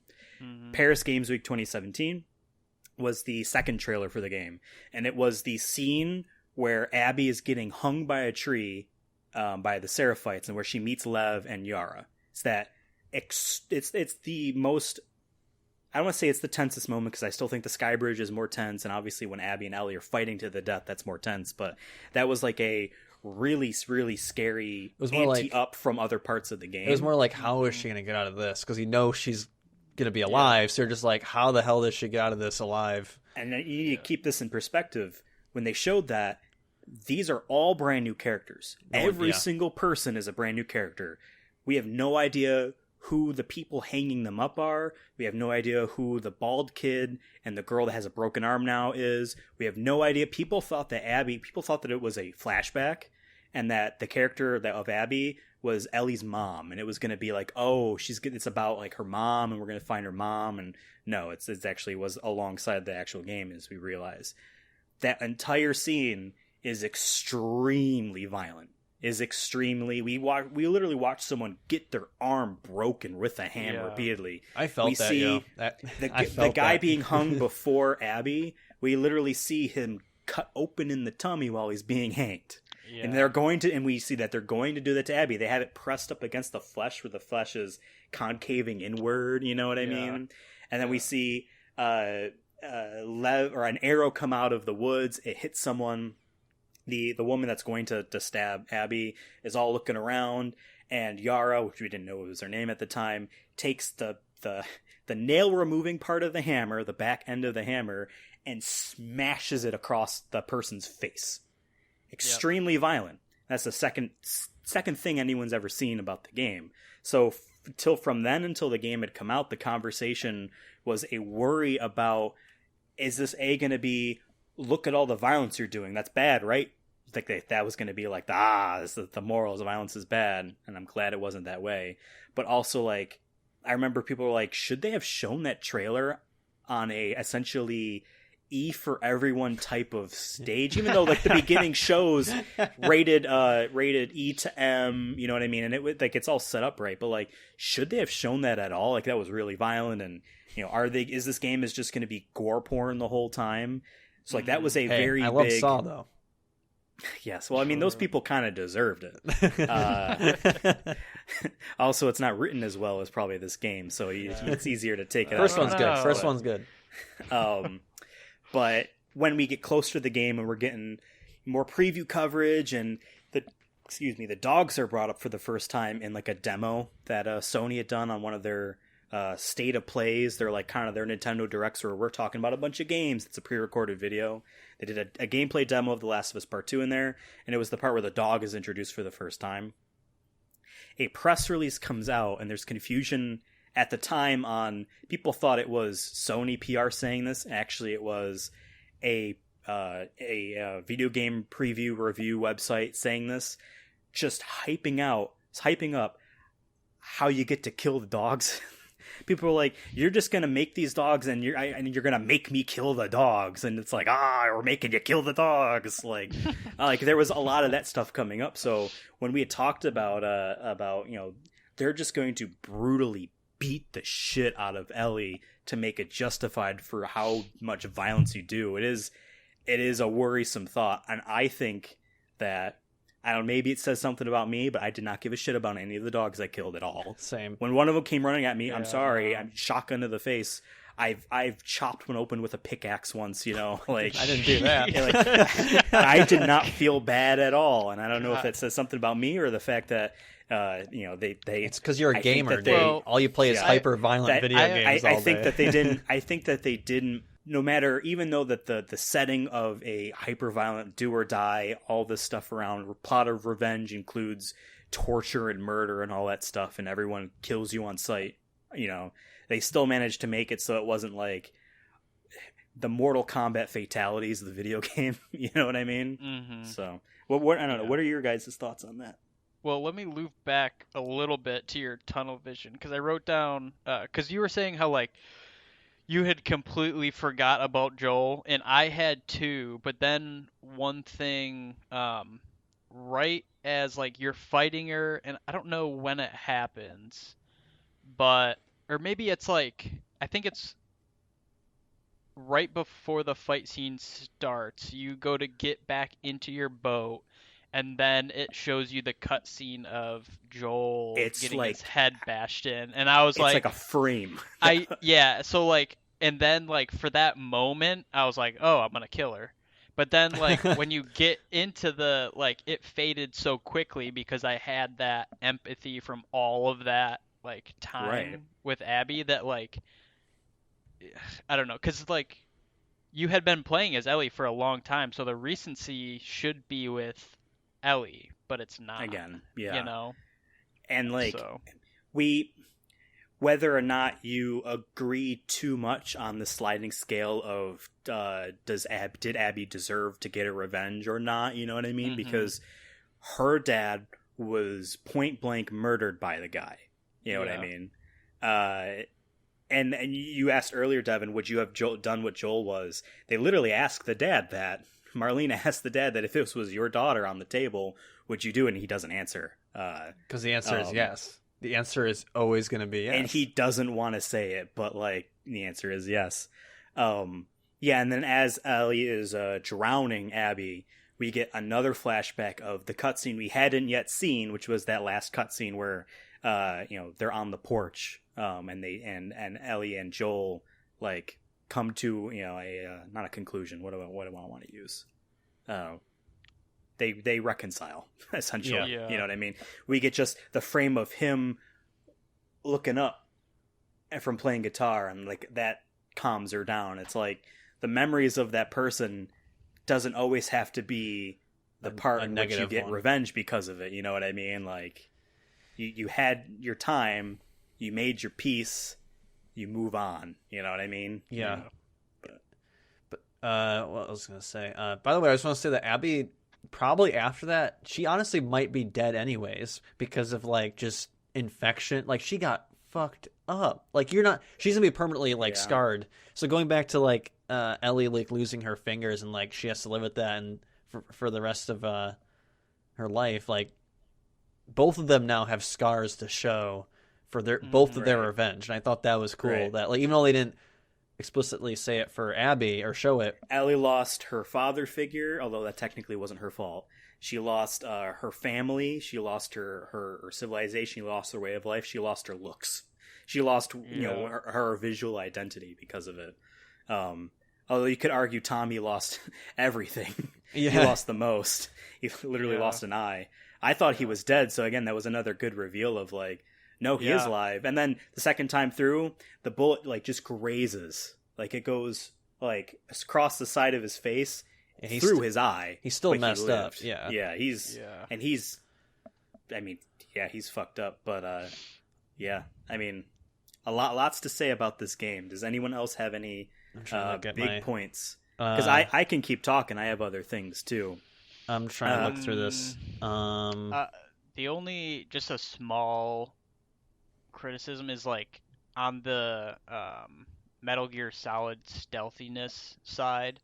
I felt like I don't know. It's like a hard balance because like at some points I wish I was able to press up against walls better, and like it didn't really punish you for like. Because she would put her hand on the wall if you got close, but like you'd be pretty far out from the wall, and I was like, "Fuck, they might be able to see me here." And like I wish I could like press up closer. Mm-hmm. But I also like you don't want that kind of game to be something like Gears of War, where you're pressing cover and all of a sudden you're glued to this wall. You click in and out.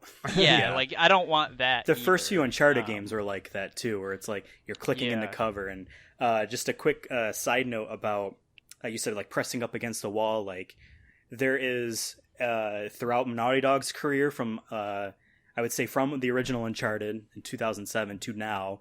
They've kept, obviously making their games better and better in terms of, all the mechanics and like how their world is set up and how you interact with that world, and things like Uncharted 4 introduced, they had the technology where that they had the grass and they had foliage, and it used the technology where, everything could be brushed aside by collision naturally. And then they made a point of saying like his clothes also use that technology. So like wind naturally ripples his clothes, and they use that in this game too.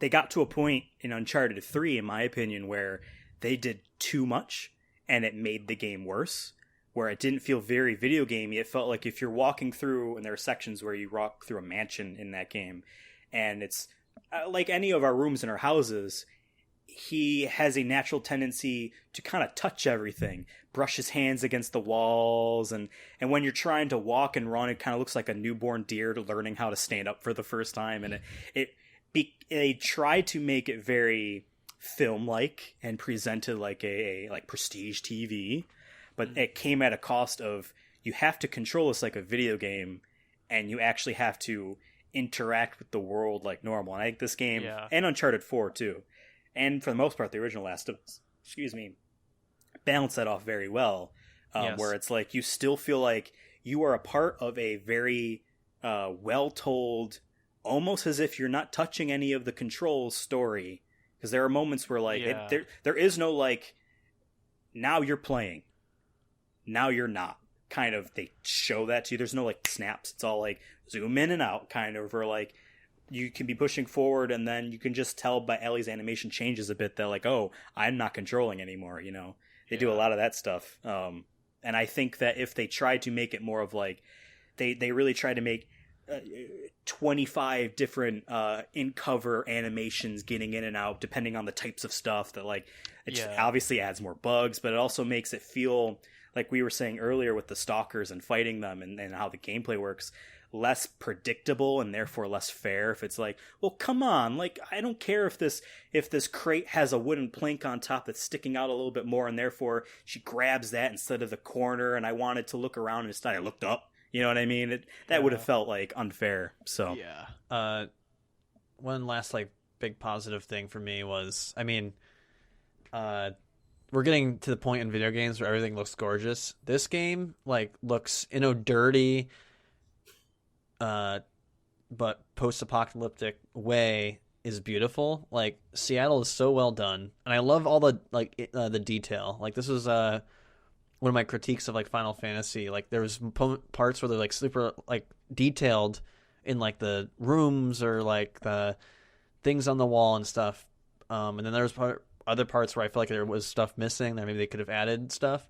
This game never felt like there wasn't like emptiness. Like it felt so lived in, but yet not because even the forests. I mean, how many video games do you know that have a forest that have that many types of plants in it? Yeah, I didn't even think about that. Like, there's so many just types of things there. It's like it's really easy to make a house and put a bunch of different types of stuff on the shelves. And yeah, they use the same 4 TVs in the game. Whatever, you know what I mean? But like, I didn't even notice. When you go outside. And it's a lot harder to make that like that, and I think they do exactly what you said, Devin. And there's a reason why Sony fanboys are doing the console war thing, attacking Halo Infinite, a next-gen game, by comparing it to the graphics of this game and being like, look, this game looks better than your Halo. You know what I mean? Like, which is whatever. I don't like that. Well, they're different, also different types of games, and that's a game that has to run in an open world with multiplayer. And this is a narrative thing. You know what I mean? It's completely different types of games. But like, I personally hate resorting to Naughty Dog makes the best fucking game, best looking graphics ever type of wanking type shit. But like, people don't have that perspective on them for no reason. You know what I mean? Yeah. Like I will legit say when you first arrive in Seattle, day one, when you're on the horse with Dina, with like how green and luscious that looks, I at least stopped and like got that photo mode out. I was taking all them screenshots, and I'm like, I wish I took more photos. I did. I have a couple. I posted a couple on Twitter that I'm pretty like proud of. I saw them. That I thought were really, really like parts where I'm just like something so simple, but yet just looks so gorgeous. And I'm like, I want to play this game again once PS5 comes out and get a nice ass TV, because I was still playing on my all right 4K TV. The colors are a little off on your TV. We've been trying to fix them. Yeah, and we can't. But I want to play the game again just for its beauty. And I know like a lot of games are. HDR is so fucking gorgeous. I bet. It really is. And that's like one thing that like. I'm someone who like I'm very detail oriented when it comes to like media and stuff. Like even when like I make thumbnails for YouTube, like it's silly, but like I don't like when there's an absence of like if there's a lot of space, like I need to fill it. I just need to fill it. Even like my own walls, like I have all these flags up because I just don't like empty. Like David's wall is bothering me right now. He has nothing on the wall. I got records on that wall. You just can't see them. And so I think they did a great job of just like filling in space. On like just an art standpoint, they just did such a great job. And there's a way to do that comes at the expense of a video games and like playing a video game. I don't think that they fucked it up too much. I mean, like, my second time through, I'm trying to find collectibles, and in Santa Barbara, when you're playing as Ellie and you're at the sailboat on the beach, and you can look through their notes that Abby has, and you can see like she's been writing to Owen, who's obviously dead, but like, as maybe therapeutic. You can get off the boat, and I'm like looking for collectibles, so I ran all the way down the beach. One way, and there's nothing there. But like, what would you rather they do? Put an invisible wall? I guess they could naturally make the rock face come out. I appreciate. Like, I'm glad that it's like, well, there doesn't have to be something down there. But I was one of those people that try to explore every little thing. Like I'm sure I missed stuff because the game is. I guarantee you did. There's parts where there's so much. Because there's parts where like I thought I got everything, and like you see a building in the distance, and I'm like, do I go all the way back? And you know what I mean? So like, I missed a building in downtown Seattle the second time or the first time. I think I got every building in Seattle. You did because you got the trophy for it. Did I? So I was pretty proud of myself once I got, because I remember getting a trophy, and I'm like, fuck yeah! I looked at every little thing. The one I was missing was a broken building in the middle that I didn't realize counted. That's what I missed. But the second time, when I'm trying to find collectibles, I missed the music store. I missed the scene where she plays "Take on Me" on the guitar the second time, because I was like, I'm done. I'm done, right? I think I went everywhere. I got the trophy, so I'm gonna move on. Yeah, I missed it. Interesting. Like there's a lot of parts, and like that's cool that there's like little like scenes too like that where like if you missed it, you're not missing out on everything, or missing out like a major part of the story, but is it like a little? Is there something that you think that? I think I don't know how much they do this, because again, the second time through, I tried to do everything. I didn't really experiment too much, unless it was a mistake, like missing the music store. But I have a feeling that this game does a lot to make sure that things that are missable, become represented and you kind of experience them later. And the one thing that sticks out to me was the Dinosaur Museum, the Smithsonian that you go to in the first Ellie flashback, her big birthday present. First time playing through, I'm going through and I get into the museum. Joel hands me the brochure, which has like a map of the place, I guess, in there. And I'm going around and you can go up to a bunch of different stuff to interact. And what's this dinosaur? And then they talk and all that. I missed at the very entrance that first time playing through to pick up the hat that was in the corner. Oh, yeah. Which she then wears. I didn't pick up a hat. Oh, wow. Where's the hat? She puts it on the dinosaur. Yep. So, okay, this is how I'll get to that in a second. And then I missed the first dinosaur that was in that room, which starts a conversation about the Jurassic Park movies. Yes, I love that. That was like, fucking. I missed that the first time. I don't know if I did that. But then they represent that anyway. Because, okay, he says she looks at something and there's these tiny dinosaurs. And he's like, oh, I think that's a velociraptor or whatever. And she's like, no, it's this or that. And it's like, oh, well, they were a lot larger in this movie I'd seen. And it was a good movie, scary movie. And then when you have that first conversation, some of the other dinosaurs then bring up him saying, oh, the sequel was terrible. Yeah. Or he brings up the scene with the giant pile of shit. Yes. That they have to find the phone in. Oh, he brings that scene up. That doesn't happen if you don't start that conversation. Oh. He says other things. Yeah. And there is a part where you actually do see a velociraptor skull, an actual one. And the second time through, I had found this, so I had learned this. And when I got there, she's like, oh, this was that dinosaur you're talking about. He's like, oh, yeah, and blah, blah, blah. The first time through, since I had never talked about Jurassic Park, when she says that, she's like, velociraptor or whatever. And he's like, oh, they were a lot bigger in the movies, I guess. He didn't say that when you had played or when you had started that conversation about the movies. So I think they try to represent some of these missable things, which is good. You should never punish people for. But it also feels natural. I mean, you feel put natural. The hat on the dinosaur. One of the trophies is to put the hat on Joel.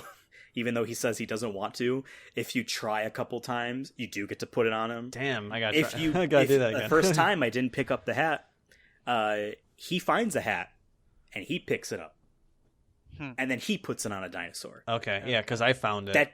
That doesn't happen if you pick up the hat. Interesting. Exactly. Cause there's a second hat.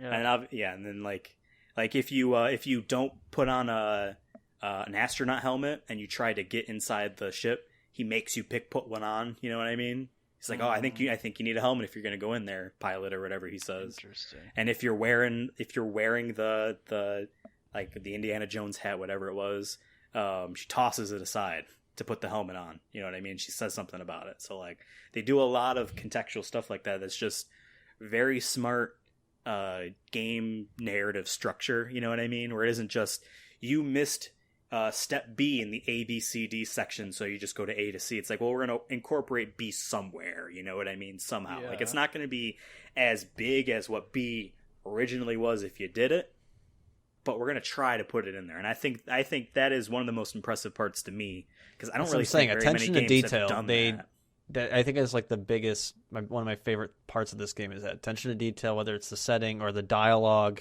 Everything feels so much more organic. Were there a couple jokes that I thought were like cheesy video game jokes where I'm like, whatever?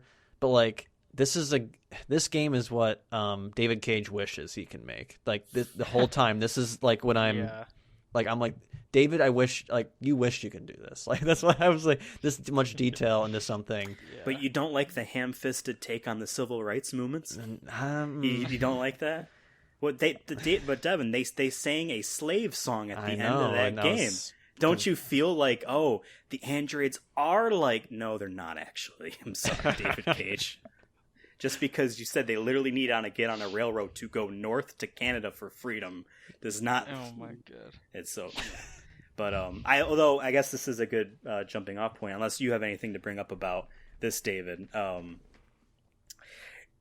Kind of like how David Cage is a bit on the nose with some things, I do think that because this is a video game, and as has been proven by people on the internet, sometimes people don't get the message of a video game if it has something to say in its narrative that might seem very obvious, like, yes, Raiden in Metal Gear Solid 2 is supposed to be you, the player, and you're so upset that you're playing as him because you wanted to be this action hero, and this is throwing the mirror back on you.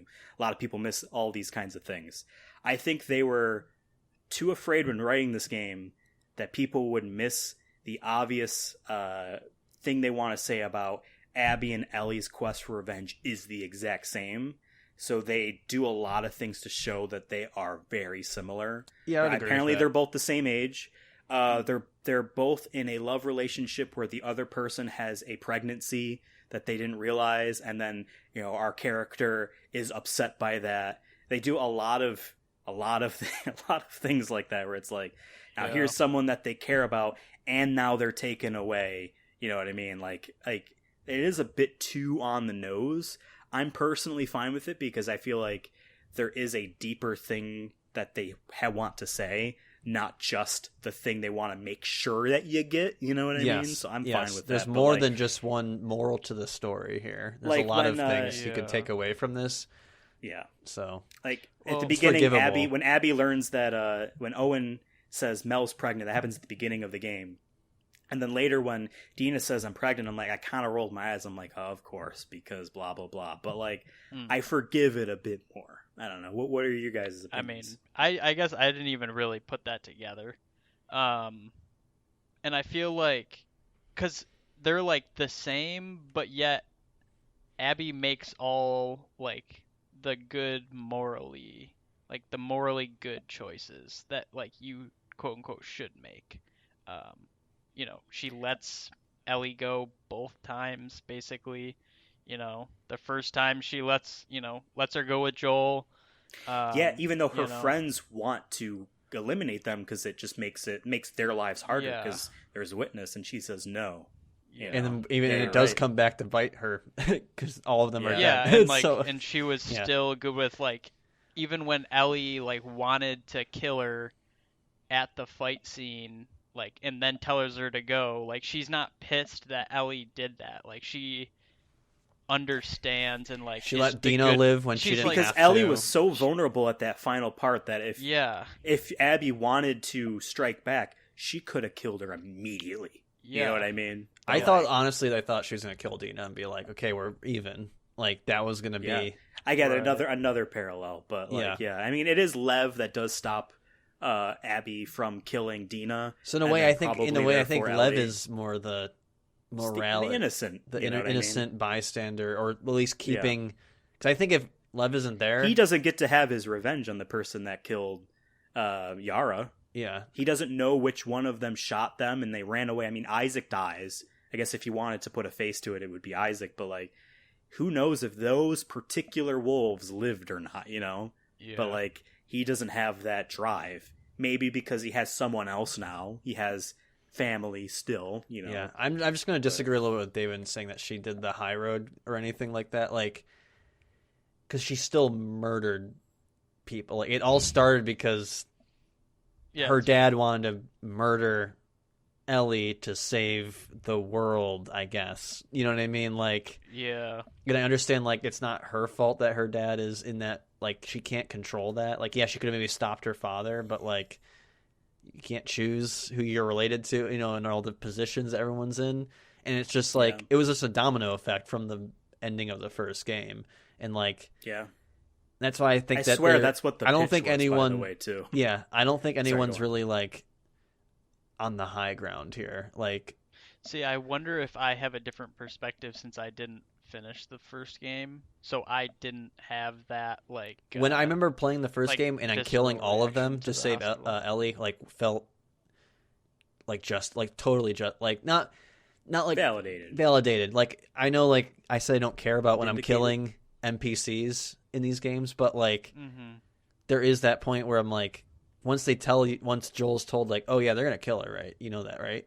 And then that's when, like, I'm like, oh, we ain't gonna let that happen. We didn't go all this way to let her die.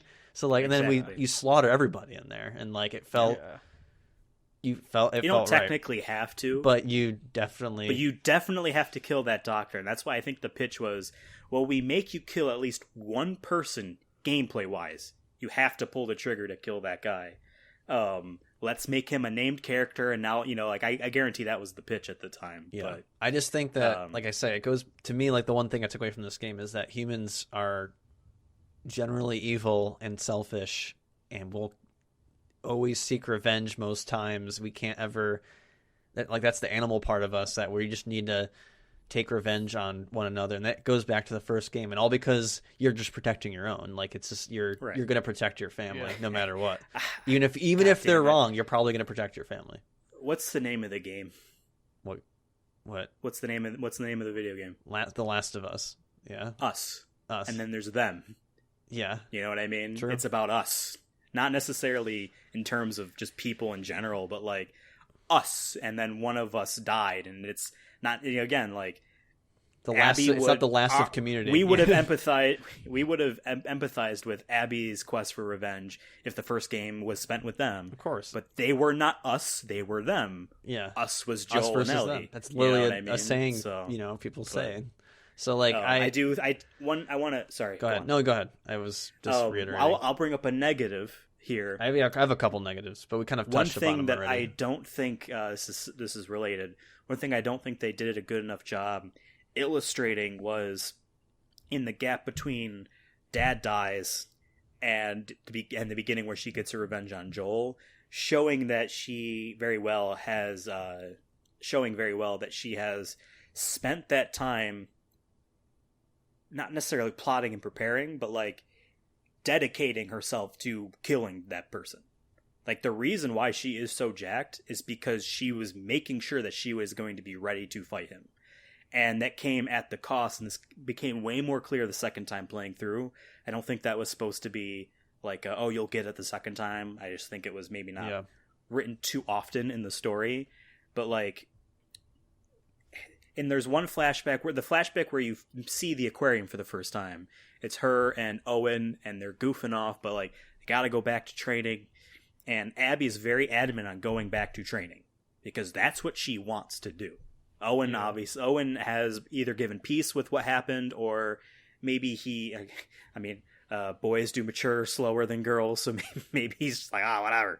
You know what I mean? I will say, Owen is a shitty character, acted very well. Yes, he's a shitty person, rather, not necessarily a character. He's a well-written character. He's a very good person, and I think he's acted very well. But, like, the reason why she is so built is because she lives in a group that is extremely well resourced. They literally have the Seahawks stadium as their home base. You know what I mean? And she has been dedicating those 4 years to NFL to regiment be someone that can be a killer and to only hunt down that one person. But I don't think that they necessarily showed too often in flashbacks or at the very beginning. Obviously, they wanted to keep it a surprise on who were they going to go get. You know what I mean? When they said, "Oh, is he in that town?" I don't know. We can find. You know, I wish that they had shown that a bit more, because a lot of the conversation is, "Why is she so jacked?" I mean, not to name names anywhere, but someone I know said, though, she has to be on steroids because women can't be like that. Well, that dedicated their 4 years of their lives to being like that. I like how on Twitter, all of a sudden, like, all these women, there's some women I saw on Twitter who were like, they were big. Like, I'm jealous. Yeah. Her body is based off of a bodybuilder in real life. Some woman, I forget who. But yeah, I mean, it's someone that takes it as odd stuff. But yeah, I mean, even if she wasn't on steroids, someone that does it in real life, it's a profession. That's what they dedicate their lives to. And I think that they didn't do a good enough job showing that her revenge fueled 4 years influenced those decisions in her life and how she shut people out. I mean, when Mel yells at Abby, saying, like, "I'm not getting on the boat if you are, so you're not coming with us." Essentially, not saying that, like, if you come, I'm going. I'm saying you are not going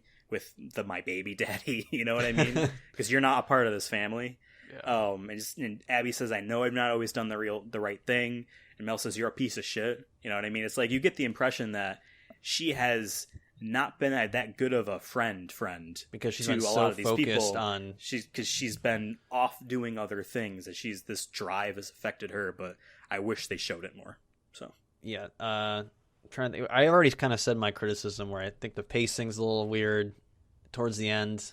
Just in my personal taste, I feel like the game was so smooth and like the first game where I felt like there was chapters, and it kept going at a good pace. And I just felt like it was a little first choppy. Game it was seasons, spring, summer, fall, winter. And I totally like how it was day 1, day 2, day 3. I thought that was cool. And then especially when you're going back as Abby, I thought that was really really good to be like, okay, I know where this is in terms of the time. So it's not as you're like, what day is it? Is it the second day? I don't know where Ellie would be at this point.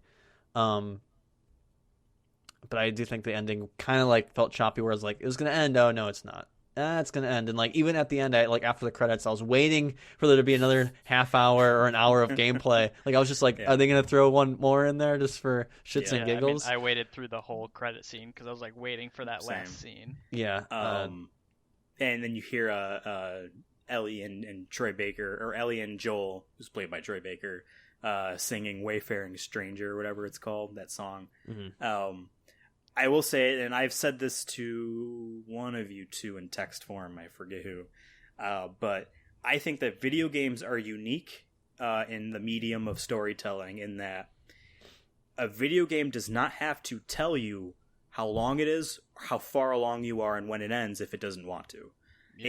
A physical book has pages. You can physically see how much more you got. Yeah. A movie has standardized run times, and if you pause it, you can see exactly how, like as a percentage bar, how far along the way you are.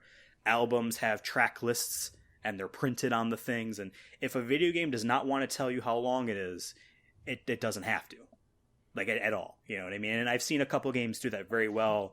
Indie game called Limbo, and the second game they made called Inside, ramp up very well and then end, and it's like this, oh, I didn't realize it was going to end here, and it's cathartic because it's like a single sitting kind of game. But like, yeah, I mean, the two of you, Last of Us 1 and Last of Us 2, both ended like within 20 minutes of the game and then came back around. It's like, that's the unfortunate part, but like, if this was a season of a TV show, okay, I got 2 episodes left, so they're both 60 minutes. No major conclusions happening in this episode. I mean, but like a game could end at any minute if it wanted to. You know what I mean? It could. Yeah. Like, we could have ended at the end of Ellie's day 3. We could have ended at Abby's day 3. We could have ended at the farm. We could have ended at Abby getting confirmation of Santa Barbara that there were fireflies there, and then obviously we got the ending that we're honestly they could have. And like you just said, ended the game at the theater with just from Ellie's point of view. This could have been cool concept if they did this. I don't know if I would. Not because I like this game a lot, so I don't know if I would make this decision in hindsight. But what if they ended it with Abby like pointing the gun at Ellie and being like, "But you killed my friends," and the game ended there, and then you didn't get a sequel. We're playing from Abby's perspective 3 years later. I think that'd been interesting if they could have done that, but they didn't. It would have been you said you get a sequel or you don't get a sequel? I'm saying you would get a sequel where you play as Abby and then you get back to that point. I feel like I don't know how much would people cheap, and it was like, they would have to bake in the story showing that there is a conclusion of some sort. Yeah. Maybe emotionally in Ellie, if her story ends there and it's implied that she's dying after this game ends, that like as soon as the credits roll, the gun is fired, they would have to give her some sort of closure. Well, I'm saying it didn't. That's what I'm saying. When it ended, I think it would just be what the second part of the game was on another game, but maybe that game would come out like next year, so kind of like a spaced thing. Because the closest thing I think of is how God of War 2 ended. Like God of War 3 opens with that ending. Yeah, and I thought that was really dope when I played those games because I had to wait 2 years before God of War 3 came out. Because when the time I beat it, I'm like, fuck yeah, we're right back where we left off, and like we're about to kill some gods. Like, that's fun. Like, it's not saying they had kind of like what it's just an idea that I've had when I'm like, oh, what if they ended the game there? Because that would have been around 15, 16 hours, which is what I thought the game was going to be. So they easily could have made 2 $60 games.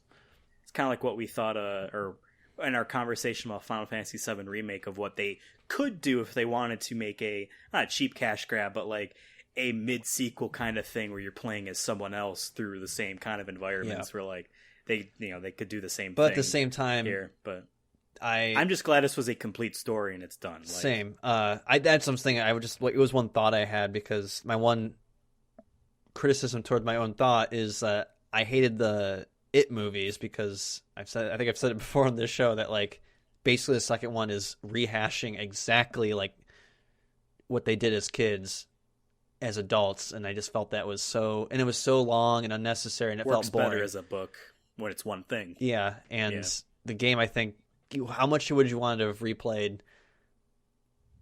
Not replayed the game, but that feeling that we had when we first start Abby Day 1 would feel 10 times more excruciating if we had to wait 3 years to get there. Yes, that's what I'm saying. That's the other thing is like I think people would have been, nah, I'm out. You know what I mean? Like, or I don't want to play it. Why would I want to play as her? You know what I mean? Not buy the game at all. Yeah, because I hate this bitch. You know what I mean? Because I think you're supposed to. You're supposed to hate this bitch going into the second half. Exactly. And that is a good breaking point in the game that I feel like if you, for some reason, are still listening to this and haven't maybe dropped it after that, go back and maybe play a couple hours and maybe you'll get into it. Because I think there's some good gameplay that happens from Abby's perspective. I mean, you know the whole ending of the game because we spoiled it. I know, but I'm saying like if you're in it for gameplay, I think there's a lot. I like of that there. all their guns are different except the basic pistol. Yeah, that was cool. It's like didn't feel as monotonous that way either because you're like, oh, I get new shit to play with. Even the shotgun is still different, you know. Yeah, had a little bit more the rifle is still different. I never even used the MP5 because I literally didn't know when it was going to end. The submachine gun? I shot one bullet. Really? It has an unlimited suppressor, and New Game Plus, you get all of your weapons as soon as you reach Seattle, so you can use that MP5 throughout the entire game. Yeah, I feel like a few things I want to say about the economy of resources is that Ellie is way more focused on, or requires a lot more explosives because she has more explosive stuff, and Abby has way more blades that she needs because she has to make her own shivs, you know what I mean? And the hunting rifle requires like blades to use, and so like it's not this, even though you are still picking up the same shit all the time, what you're kind of always looking forward to finding so that I can make this cool thing is different between the two.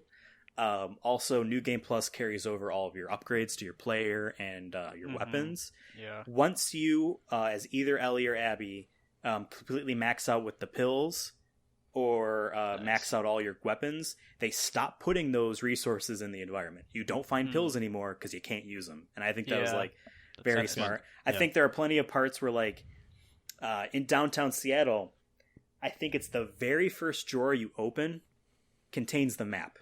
Yeah. And I don't think it matters what drawer you open. They put the map there. I was going to say, because when I was doing this, I'm like, if I never found this map, I'd be fucked. Yeah. That's great. They put the map. Yeah, they makes it feel random. Makes it feel random, but not. And it feels like so you smart. naturally found this thing that, man, if I didn't find this, I wouldn't have had this map. Just like if I didn't go in the music shop, I wouldn't have seen an acoustic version of the song I used as my helicopter song in Metal Gear Solid 5. Yeah. But I was gonna say them doing that is kind of in a way playing on like video game tropes, like where like an RPG, it's like you missed it, you didn't get that sword, you know, like Dark Souls or something, where you didn't get that sword, so you're fucked for that boss. Sorry, like that they like in a way kind of play on that, being like you always get it, but it makes it feel like, oh no, you found it by yourself. Congrats! Like I liked being rewarded like that. So like I'm all for it. What video games do. One day, Devin, we will have an episode where we pitch our video game movies. Mm-hmm. And I think the one thing about video games as a storytelling media, besides the thing about when they want to end, that's unique to them, is that no matter what video game it is, and you can throw out as many examples as you want, and it still fits this. The one thing that they all share is discovery. Even if it's something as simple as pawn, what happens when the ball hits me? It bounces off. What happens? You know what I mean? That's still a thing you learn. That isn't I'm watching what happens, right? Obviously, when we get into complex video games like Legend of Zelda: Breath of the Wild, what's behind this mountain? Oh, it's a cool thing there. It's small, but it's still something that I found that I might never find, right? Video games, do this all the time, and I think that this video game does a good job with making sure they get you these moments with which makes them in ways that make them feel like you had decided to find it, Not necessarily like, and then Ellie opens up this drawer and finds the map. You know what I mean? It's like, if I opened up any other drawer, would I find the map? Answer is yes. Yeah. But like, you know, or like just take us through a cut scene where she finds the map and it's not us actually finding it. That's what I think older video games would have done. Older video games would have just done that, or she already had one. They didn't need to tell you like or explain it. You'd have been like, okay, I mean, there are plenty of moments where you need to shimmy through spots. So it's a bottleneck. You're in there, and in order to open up the door, you need to push something out of the way. Oh, what falls out? It's a map. She picks it up, puts it in her pocket. You know what I mean? It's stuff like that, right? And I'm sure this game has done something like that. A lot of the parts where unexpectedly you're grabbed by someone happens after shimmying out of a place. Just because it's easier to, you know, have a blind spot that way in terms of making that event happen. But I do have one more small thing in this regard to bring up. Video games have repeatable actions that you do. You're pressing the same button to reload. You're going up to a note, pressing triangle to pick it up and reading it.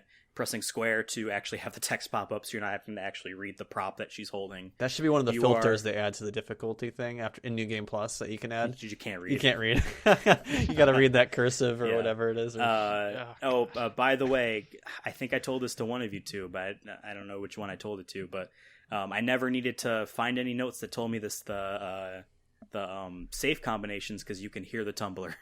Yeah. You don't actually cool need to to find it. I'm not going to spend that time to do that. I'm just There's like 4 regular tick sounds, and then the one that's on the thing is a little bit louder. But it's really? Once I had realized that, I'm like, and I actually verified it with the one I knew. I'm like, oh yeah, same way. So like, and Nick, speaking of little conversations or things that you say that you might miss, if you don't find a combination to a safe, actually, if you don't physically find the note that says it, and you open it up on the first try, they each have something crazy to say, like, I can't believe this worked. You know what I mean? It's like, wow, this actually worked, you know? But, there are repeatable actions, lots of safes that are all the same, you're interacting with the same way. You open up your backpack the same way with the same buttons. You're going to a workbench to upgrade your guns. Workbenches all behave the same way, and none of this is ever broken in video games often. But this game does that in 2 instances I know off the top of my head, maybe a third that I don't remember, where a repeatable action is all of a sudden something that is surprised by you. Well, yeah, with Ellie there, you're going on one of the apartment buildings or whatever in Seattle. You're about to like do whatever you need to do with the gun, and all of a sudden a dude's behind you. That got me, and I'm like, awesome, that was cool. Keeps me on edge again. Yep. Yeah. That building has multiple ways to enter. If you enter from the top floor, like I did, I climbed a van and climbed in, used the workbench. Nothing happened. I explored around. Really? And I went down to the basement, and I opened up a door that had a bunch of had a broom lined up against the door and a bunch of cans hanging from the ceiling, which made a noise. You could have entered from that basement, went through that door, and made a noise. I did, and I knew immediately. I'm like, someone's got to be here. But then nothing happened. So first time I went through the second floor, and I went down and explored everywhere. I went into the basement. I'm like, that's weird, but like maybe someone had lived here, you know, and they're setting up their whatever environmental storytelling, as we like to call it. I found bolts down in the basement. I'm like, cool. I'm gonna upgrade my bow by slapping bolts on top of it. That's how that works. And so I went back up, and then I was attacked. I was attacked that time after I had activated the door. And the second time, I tried that out by going in through the basement. And yes, the first time I used it, since I had already activated the thing, they attacked me. So I think that was very cool. Like, it's interrupted by, like, there was a launch day game for the Wii U called Zombie U, where the whole zombie survival gimmick was that when you died, your person was dead. It was like a roguelike, and you played as someone else, and the old you was a zombie that had all your gear on you, so if you wanted it back, you had to go find your old person and kill them. All of your inventory management was handled by the touchscreen on the controller, so you were physically looking down, not paying attention to what was around you, because the game wasn't paused when you were doing that shit. This game does the same thing, but like it's not on a different screen. It's just, you know, you're physically preoccupied. It does a lot of that stuff, and you're not safe when that happens. Like, you know, that's why like they give you upgrades for crafting fast or whatever. So that's pretty cool. There's a second one that is reading a note and you're interrupted. And I didn't catch this the first time, and I'm wondering if either of you got this too. This is as Abby. I've already gone through the entire opening where we went to the forward operating base. We're trying to find Isaac. We talk to Isaac. Isaac says, fuck Owen. If he comes back, I'll give him the benefit of the doubt, but we're moving on to all attack the next day. I need you, Abby. And Abby's like, no. She tells Manny, I'm sneaking out. Can you help me? And so Manny is helping you sneak out the next morning, right? Or later that day, whatever it is. And he's leading you through some buildings to an exit. And he's gone this route a couple times. So I'm walking through this building. This is only in the second playthrough because I missed this room the first time. And I go into this bedroom. There's lots of shit everywhere. I'm like, oh, someone's been doing some stuff in here. Okay, maybe someone's had some people over in this room. And I read a note, and and oftentimes like they time it so like Abby or Ellie says something about the note when it would feel logically as if you had read that way. I know. It's oftentimes I'm like, damn, like this synced it up so perfectly at how fast I read her. Sometimes it wasn't. Sometimes it's after you close the note they comment on it, and the note is like, my Spanish lover, when you whisper the Spanish, and Manny comes out of the blue and rips the note out of my hand, realizing that it was someone he had sex with left that note for him. Oh my God. Because that's his sex den, you know what I mean? And she had something to say about it. I'm like, I didn't even get to read the either. note. I read the first like couple sentences, and I'm like, oh, and then all of a sudden he's like, oh, don't read that or whatever, and like, because when you walk in that room, he's like, where are you going? Because you like climb down a ladder right next to that entrance because the building's kind of destroyed. He's like, where are you going? She's like, I'm just looting or whatever she says. And then he climbs back up and rips the note out of your hand. Like, that's cool because that never happens with any other notes. You know what I mean? But like that one time, it's like, I was, damn. And that's why I think this makes this game, for me at least, like really, really, really, really great is that like it could have easily just not done any of those little small things. But like I said, for me to like really like something is like put a lot of detail into it. Like that, like you could, like every scene meant something or felt like it meant something. Like you said, environmental narrative, like everything had like a story to it. Like I wish I could have the time to like spend all day in just one house and like look around more, just like read the posters on the wall and whatnot. Because I try to keep a good pace. Like I'd look at something and think that's cool, but at the end of the day, I'd still be not like, a good enough pace. You didn't realize Ellie had a PlayStation 3. All right, yeah, you didn't realize clearly. that.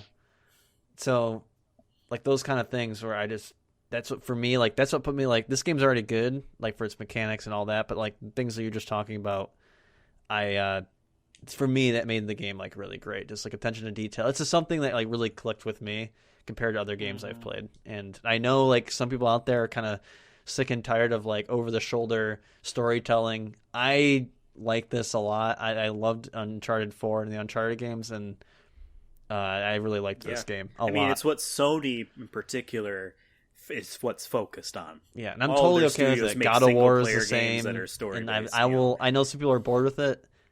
Maybe I haven't played enough video games. Yeah, I haven't played enough video games maybe, but to me it's still fresh, I guess. Yeah, and it's what makes it memorable, right? Yeah. But, yeah, I mean, you brought up Uncharted 4. I've thought back and forth. I still think probably this is the best game Naughty Dog has made. For those of you out there that don't know all the games Naughty Dog has made, they made a Sega Genesis game for, I think, Activision, whatever. They made Crash Bandicoot 1, 2, and 3, Crash Team Racing on PS1 for Universal, which then sold it to Activision. They made Jak and Daxter 1, 2, and 3, and then a racing game on PS2 owned by Sony. Uncharted 1, 2, and 3, then The Last of Us, Uncharted 4, Uncharted The Lost Legacy, and Last of Us Part 2. So those are all the games that they've made. But starting from Uncharted 1 to now, I think Last of Us Part 2 is probably the best game that they've made in terms of a video game and in terms of, like, I don't want to say narrative pacing, but, like, having things really be impactful in terms of its story. But I still come down to saying I still think Uncharted 4 might still be, like, my favorite and the one I'm most satisfied with. Okay. I don't know if that means I think that's a better game or not, but I think, to me, that was way more of like, because they haven't confirmed that this is the last of Us. They also said that the first game was only going to be the only one. They weren't going to make a sequel unless they had a cool story they could think of. Money talks in the end of the day. And so Sony probably said, no, you are going to make another one because look how much money, or look how many copies we sold off a no-name IP. Like it. One thing I will say about the original Last of Us is that it proved that sequels aren't as do or die for the video game industry. Like in the PS3 360 era, everyone made, all the AAA companies made sequels to things that already existed because they knew if we have Assassin's Creed 2, it'll sell very well because people will trust, because it's a sequel, that it must be good. Oh, I've heard this before. I can trust that it's good. And people, I think they was underestimated how much people latch on to studio names of like, oh, the Uncharted games are really good. Their next game is this. I'll buy that. It looks cool. Because it's not a sequel to anything. It's a unique thing, and it sold extremely well for what it was. Even the re-release of it on PS4, it's like in the top 10 best-selling PS4 games. Yeah. Like the remaster version of the first game. And didn't this new one here, it sold like... Sold 4 million copies in 3 days. That's insane. It's the fastest selling Sony exclusive. So, I mean... In a short span. Despite all the review bombing and stuff for dumb shit that people... Because people actually didn't play the game. Like, I would totally listen to criticism if you have actual criticism. And, like, clearly I don't think most people who have these stupid... Like, I only want to call them criticism, just stupid thoughts, because they saw a trailer or read the leaks. Well, people saw all the names of the cutscenes, and they watched a bunch of cutscenes when the game leaked, and like, oh, this stupid chick comes out of nowhere and murders Joel. Why would they do that? They're so stupid. And then you see YouTube thumbnails saying, the game is written so terribly. Look how differently the Joel and Ellie act in this game than they do in the first game. Like, yeah, Ellie was 14. Yeah.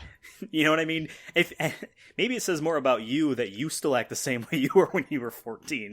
You know what I mean? Than the other way around. I think the people who are saying that probably are still like 18, and they don't realize how much you kind of mature.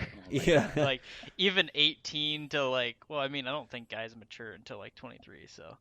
Yeah, we're just there. I mean, I'm not even saying that like... I still call my teacher's grandma. Yeah, I mean, it's maturity is also like, isn't like a set date where you're just like, okay, I know everything. You know, we're never gonna know everything. I'm just gonna be times when I'm 85, and be like, oh, I could have done taxes like this my whole life. Who knew? So like, you're still doing that taxes out earlier. Yeah, but you know what I mean. Like, yeah. And that's why I don't know. One of the reasons I also like this game is that it's not. I know people don't like. It's tough subjects of representation in gaming, but like I am so happy that you only play as Joel for like 20 minutes. I'm glad that you still do play as him though. Like even if it was just a brief, riding the horse. Yeah, that's it. Like I was gonna say, cool. I don't even remember playing it. You open the game with him basically telling Tommy, his brother, about the first game. Then the two of you get on the horses and ride back to Jackson. It also makes you think too, maybe that like, oh, maybe playing as him quite a bit, so they're kind of getting used, and then you don't, and like that's totally not only okay. that. Trailers for the game and even gameplay demos for this have, I don't want to use the word lied, even though yes, it is a lie. People, I watched a Jim Sterling video that was talking about Final Fantasy VII Remake that was like, whether you call something subversive or false advertising depends on whether or not you liked the thing. It's false advertising if you didn't like it, and it's subversive if you do like the twist that it does, which I really like the twist in Final Fantasy VII Remake. That's why I don't think it's false advertising. But a lot of the trailers, all of the trailers that show Joel, show him in parts of the game that he's not in. Yeah. There is in Seattle Day 2 as Ellie, you go through Hillcrest, which is a suburban white picket fence town, just trying to find someone that was there and when Joel was murdered. And you're going through and you're killing a bunch of people. This is after they introduce the dogs. And Ellie jumps down from a building and someone grabs her from behind, puts their hands over her mouth as they like, hey, if I don't do this, then you would instinctively kill me. You know what I mean? Like, it's cool, hold on, chill. The trailer showed that was Joel. The game, it's Jesse. And they even say the same thing. Apparently, people that have gotten preview demos, it was Joel with them in the gameplay parts for that too.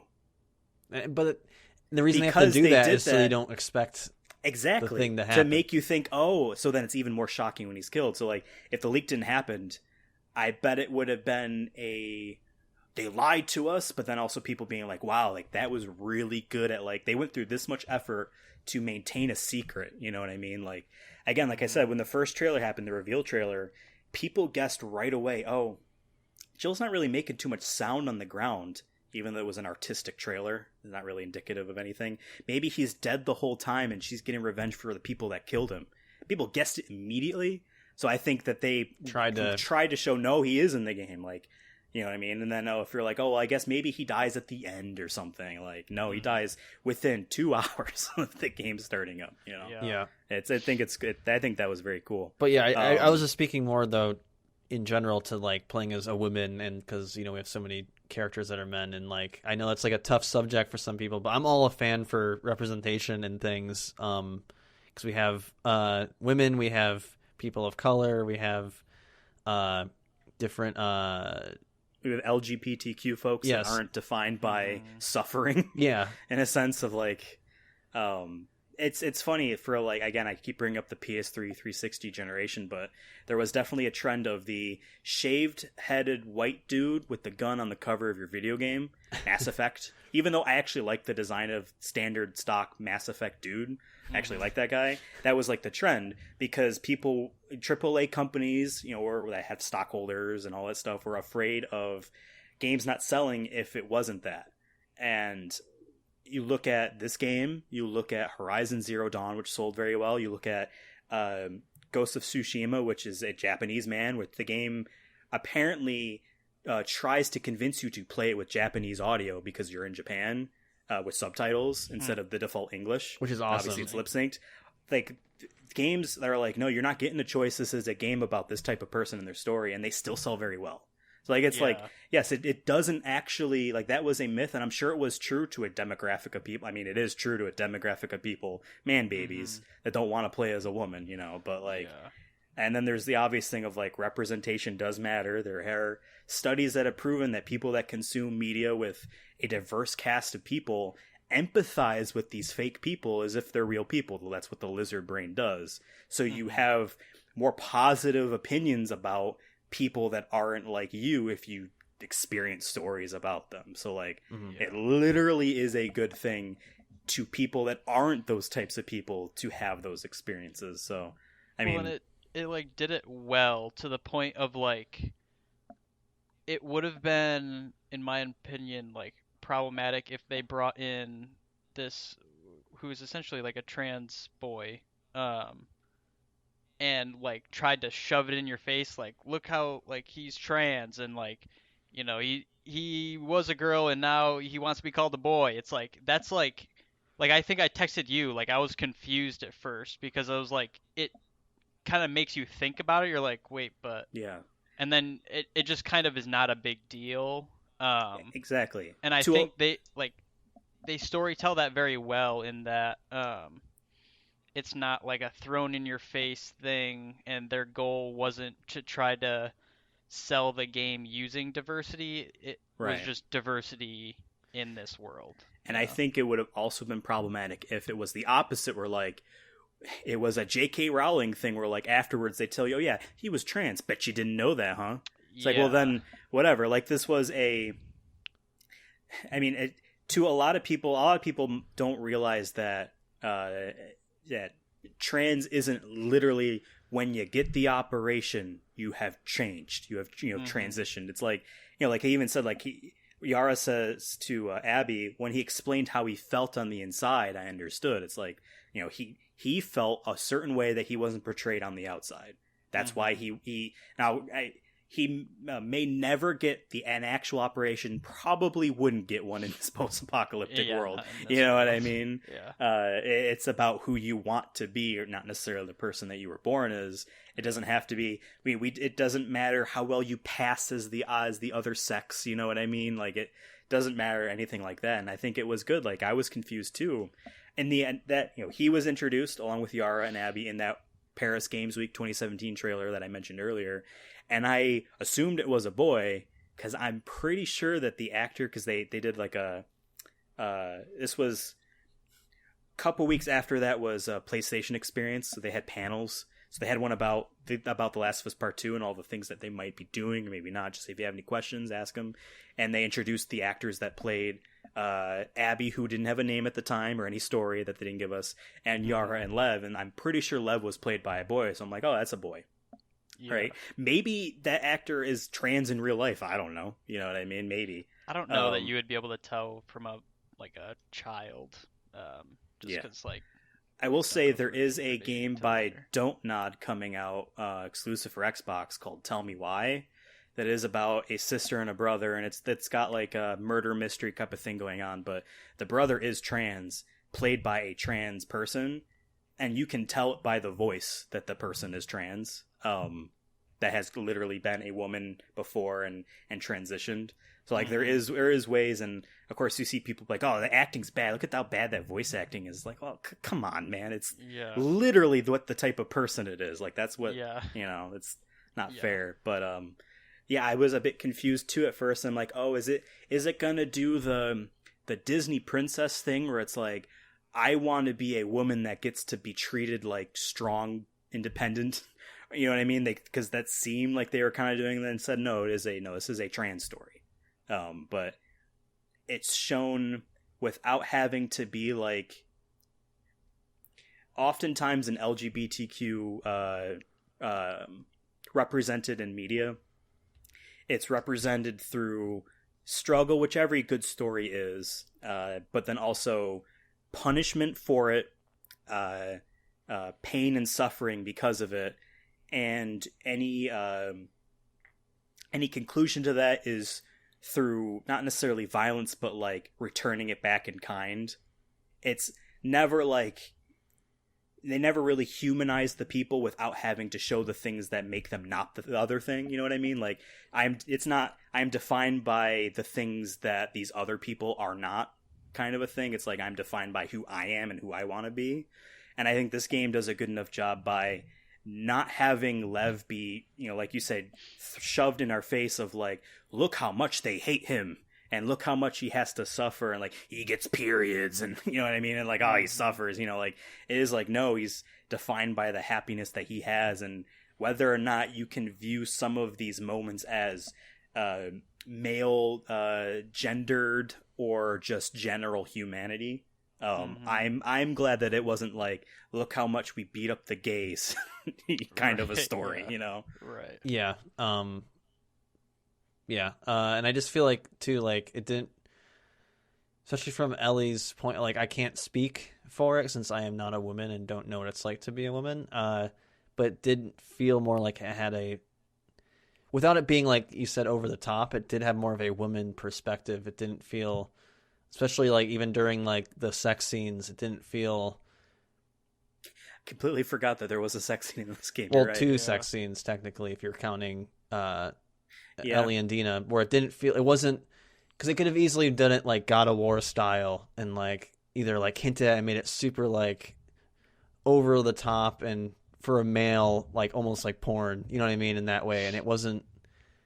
I think it was super. Wait, what was? I don't even know what the second sex scene was. So obviously the one with Abby and Owen on the boat, but in Jackson, I remembered the Ellie one, not the Abby one. Yeah, the Abby one took me by surprise. I'm like, man, these people are hate fucking right now, aren't it was, they? It was. But like, I didn't feel like some Hollywood movies are, where you can just tell it's like, this is what men like to see during sex. Here's some leg and also not every male female, or I guess female if they're gay, or etc. relationships have to have a sexual tension or energy to them. You know what I mean? Like that is just the general like stereotypical male. I'm always thinking about what I would do with all of these women I'm around if I was alone to them. Kind of a story of like, no, men don't generally think like that, but that's how Hollywood has kind of like, whatever you said.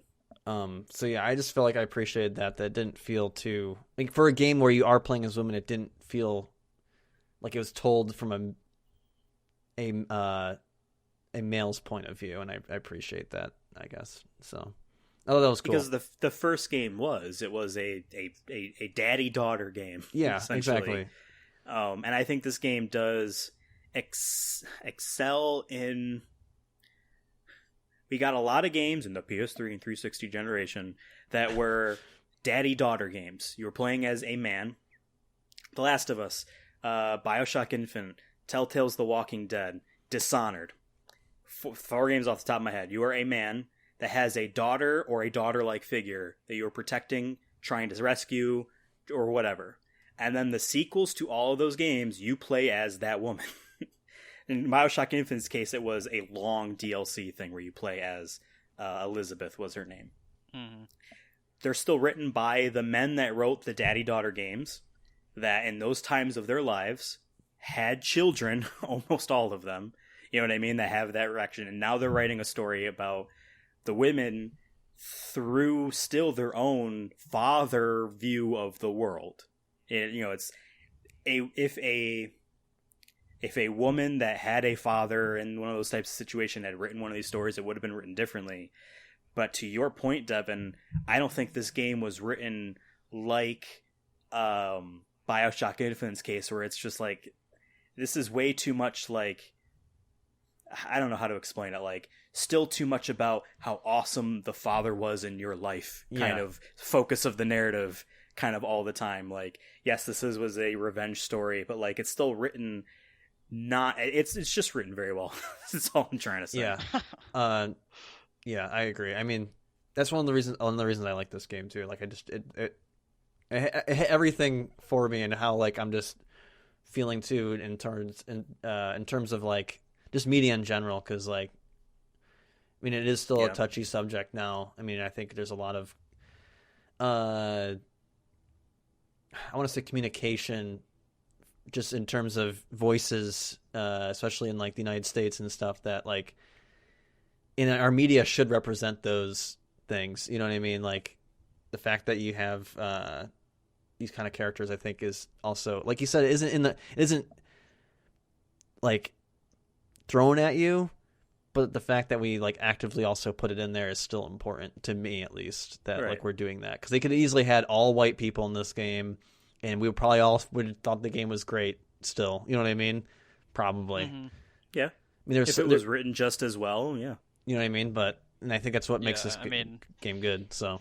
Yeah. David, do you have anything last big that you want to bring up before we round this out? I don't think so. So then why don't we each take a turn, and I'll bring it back to you, David. Final thoughts about the game as a whole. And if you were to give it a score or any sort of like ranking, or where would you put this game? This is the worst game I ever played. This is the best. Yeah. What are your thoughts? We'll each take a turn. I'll go last. Well, I was when you were kind of going through the games, talking about Uncharted 4. Like, I don't really play a lot of story games. Almost all of the games I play are like Red Dead Redemption, like these open world games. I just am drawn to those. And multiplayer, yeah, multiplayer competitive games. Shooters, I like mostly shooters, yeah. Guns. But I don't know, like I'm drawn to like I feel like I'm always disappointed in these stories games, and I just wasn't here, so I was happy about that, because I know when I had played Last of Us last time, like I really liked it. I just the first game. The Last of Us #1. I just got bored.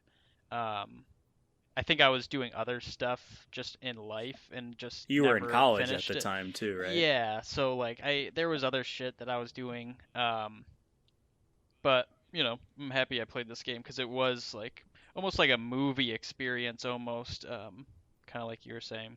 But anyway, and I also by chance had because I don't know if you guys had thought about ratings, but I actually thought about mine when you guys were talking, and I feel like I would give this like a 8.5, because out of 20. Wow. No, out of disagree. Yeah, just really not that great overall. I had been lying.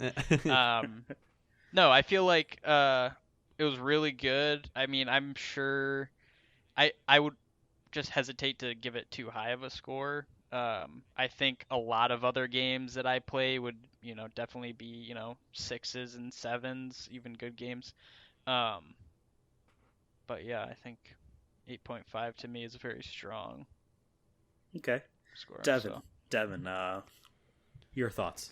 In terms of like AAA games, and I know I'm still waiting for Cyberpunk, but honestly, this is my game of the year. For me, like I really loved Final Fantasy, but like this, I was gonna ask how you would compare it to that. It just clicked more with me. This is my type of game. Like in terms of its, like I said, there's so many things that like what I like in media and art and stuff that is in this game compared to Final Fantasy VII and remake, and like I like that game. And to me, that's more of a video game. This is like what David said. It felt more like a movie. This is an experience for me. When Final Fantasy VII was more of I'm playing a video game, and I like video games, and this is a fun video game. When this felt more like this is a video game, it had moments where it was fun and cool and surprising, but like at the end of the day, like it was the story and stuff that kept me in it for the most part. Devin, so Devin, there was no Hell House in this game. I know, you're right. But there was a big bad monster there at was the bottom. The Rat King. Oh, man. But yeah, I just really love this game a lot. And like it honestly, like I want to go back and play the first game. And like I want more. And I'm more excited for the Last of Us TV show that's still rumored, or I think is still happening. Right? I think. Oh, no, that's still, it was originally going to be a movie, and there was a lot of confusion because the directors of the movie said that, oh yeah, Neil Druckmann, the director of the game, liked the script, and then he had a comment saying like, I never even read a script for it. What are they talking about? Like, and then it got re-announced as like it's now an HBO show, and the people who are doing Chernobyl, right? Well, the guy, I forget what the term is, but oftentimes in prestige TV, each episode's directed by a different person, or like multiple people each get their own episode. But there is one person that's in charge of the whole thing. Like Jean Favreau was the showrunner. That's the term for Star Wars: The Mandalorian, right? The Chernobyl guy is the showrunner for the Last of Us. And I watched Chernobyl, and that was one of my favorite TV shows last year. So like I trust them a lot too in that, so that gets me more excited that like, oh, I love Chernobyl and I love Last of Us, the source as a source material. I'm like, I think it could be cool to do. And like I just now like I'm like, man, I want to play the first game again. I want to play this game again at some point soon. I actually jumped into Death Stranding again because I'm like, why not? I've been worried. It's been a hot minute, so maybe we'll do an episode on that when we finish. I don't know. I did 20 minutes. I'm like, I forget how slow this game is. I restarted. But yeah, this is probably my game of the year. Until I think Cyberpunk, though, looking like a good old spaghetti and meatballs dinner right there. I can't wait to dive into that. So, yeah, I can easily see this or Final Fantasy VII winning. They're probably both going to win awards for other things, but in terms of game of the year, like for me, I think it's Last of Us, just because it just clicked more with me on a different level than I think Final Fantasy VII did, and is just for me personally. So I would give it your score, probably a 9 out of 10 for me. Okay, so tied with The Last of Us. So you're lying. You like him equally. Yeah. As for me, I really love this game. I think it is an amazing experience. I like to kind of, when I use like a scale, I like to kind of go by IGNs, where they have like a word or a feeling associated with each number.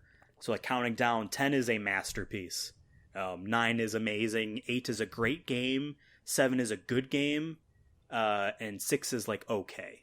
And anything below that is like... And anything is like various versions of like 5 is like...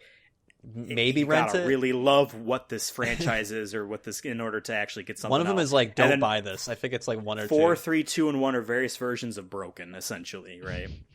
And then obviously people are skewed on their things because like, oh, if a game is an 8, then it's just okay. It's like, well, no, sites review major games which like are always going to be of that quality, because it would be a waste of money for them to put out something that's not done, or you know what I mean? Like they're only going to review high profile stuff. So, but I would probably honestly give it an 8.5 like David. This game does a lot of things that I think are really fantastic, and I love how long it is. I was surprised, like you had said, both of you had said, like, the game could have been 15 hours and that would have felt satisfying in terms of just the content of a video game, but it just goes on and on and on in good ways. Even if at the end, at least to me, it felt as if I didn't want to keep playing in a good way, not necessarily as in a bad way.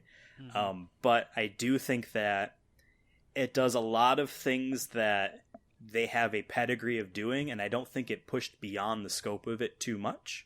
To warrant being like, this is a masterpiece. Like, to me, a masterpiece jumps beyond what you would have expected coming from that. The Legend of Zelda Breath of the Wild is a masterpiece because no other game has done something like that. And the last Zelda game before that one on console was a 7 at the best. It was route by the numbers Zelda, and here's something where they broke the seams and said, we're gonna fucking make what we want to make, and it's going to be completely different than anything you've seen. And that to me is a masterpiece.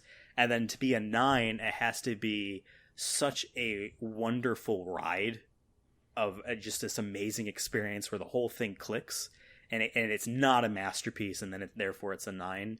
That's why I give this an 8.5, because while it did do a lot of crazy highs, to me it was a lot of the gameplay didn't quite give me complete satisfaction. It did a lot of upgrading stuff, but at the same time, it didn't really care narrative-wise that you would want to keep upgrading your shit. It was more than willing to throw all your guns away at some points so you can walk through this area with the boat or whatever. It was more than willing to do a lot of things for the story. Or you have unlimited ammo all of a sudden when you're on whenever a horse. You're riding a horse. Yeah, exactly. Yeah. But like, you would be upset if I only had 6 bullets in this gun and now I can't, I get some of that, but comparing it to Final Fantasy VII Remake, which I did give a 9 at the time, to me, Square Enix, and this, when I say Square Enix, I mean Square Japan, not necessarily all of the Western studios that they bought later. Like, they own the Tomb Raider franchise, and they own Deus Ex, and all these Western stuff. Square Japan has never made a game that good. It has never made a story that has been acted that well. It's never made something I've been proud to say, like, I love this. And to me, that gameplay is why I'm here. That's like why that's what gets me excited for playing a video game, is that experience. Whether as The Last of Us Part 2 to me is like this cool other thing that goes beyond what I'm comfortable with in terms of like wanting to play and get excited about. Like when starting to play, I had to convince myself that I wanted to keep playing gameplay-wise. Narrative-wise, I had good reasons to want to, but like gameplay-wise, it was like, yeah, I mean, I guess I'm upgrading the guns, and I guess I'm picking up bits and bobs, and like it's satisfying to do the actions, I guess. But it took me a while to get into wanting to be like, oh man, I can't wait to play tomorrow, because if I get like 30 more bolts, I can upgrade the shotgun so that it's a wider cone, and that's going to be awesome. You know what I mean? Like, it took me a while to get to there. Whether it's other games that are a bit more video gamey are like, man, are you ready for Mario Level 3? This is gonna be great. I can't wait to play Mario Level 3, That's why, in my opinion, as of right now, well, it is my opinion, but to me, Final Fantasy VII Remake is my game of the year so far for those reasons. And for folks out there that want more of our opinions on that game, we did an episode about it. There's no David, though, but it's just me and Devin. Sorry. Maybe one day he'll play it. The offer's still on the table to borrow my copy. Yeah, take it from me, though. Because I have your copy. He can borrow it digitally off of me. But yeah, the offer's still on the table for that. But that's my thoughts. I would give it an 8.5 as well. So, all right. So I guess we end this, right? So David was a guest on today's episode, so let's give him a little bit of love here. Yep. David, if you ever guest, think about that. I know. Once we, I think he did. I think he did First very and well. Best. I think he did very well. The best special guest we've had. Folks on our Twitter account at Sonic Movie Show, tell us how much you enjoyed hearing David's shockingly good audio quality and his shockingly good opinions and way he presented himself. Follow the show on Twitter at Sonic Movie Show. You can follow me on Twitter at Ethan Absolutely. Devin is on Twitter over at CURSONA YouTube. David, do you want to pimp anything? No. Any like David doesn't want your charities? shit. That's why he wants your comments. Give me a charity. That's always what some people do. I don't have any charities offhand. St. Jude, that's an easy one. They help kids. Sure. They help kids. I mean, the Ronald McDonald House does a lot of good charities. They usually help families be able to afford hotels if they have a kid in the hospital and they have to go to a specialist out of state. They'll house the family. Did you just pull that out of? You're bullshitting, right? How did you just know? No, that's Yeah. I felt like you just read off a script, like you actually did plan this. You're like, I knew they were going to ask. No, you that's today's sponsor is Ronald McDonald House. Ronald McDonald House charity. Yeah. No, I mean I have a friend that works there, and then also my sister's best friend's kid. I don't know what she had, but she ended up dying, and they use Ronald McDonald House charities. Not to bring it downer, but I know we were trying to make the connection. They are good. Yeah. So instead of primping anything, David would like you to tell him how great he did on his first ever episode of a podcast by tweeting at Sonic Movie Show your opinions. Yeah. If you liked this episode and you like talk about other video games, perhaps we'll do more in the future, but we've done a few others on this podcast feed, as well as review video game movies and how bad all of them have been so far, as well as talk about movie news, and we have a second podcast series that's still on this feed, called The Chronicles of Diesel, as we walk through month by month Vin Diesel's filmography. New episode up, if you're listening to this, on yesterday, where we watch Pitch Black. The day this comes out is August 2nd. Yesterday was Pitch Black. Episode, because that was the first. But yes, we've been going through that, and that's been a wild ride. So definitely stick out for more episodes of the Sonic Movie Show, which you can find on Apple Podcasts, Spotify, Stitcher Radio, Google Play Music, if that's still a thing, YouTube, Pocket Casts. I one time said iHeartRadio, but I don't think we ever ended up on there. I think that's on them. I'm not sure what's up with them. But if you have any other places that you like listen to podcasts and you found us on a place you don't like, let us know, and we might be able to get us on there. And if you found this on a cassette tape in the year 2035, when there's zombies and stuff, the locker code. This was a mighty hard find. It was a mighty hard find. The code for the locker that has like a bunch of like stuff that you need. It's 69420. You're welcome. Damn. They actually do what every other game that does safe combinations and like door codes. Every single video game that ever has one of these, for the most part, has a 0451 as one of the numbers. It's usually the first one. It's like a big inside joke.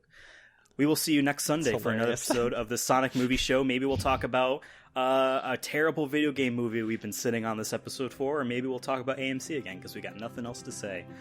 Thanks, and bye. Bye.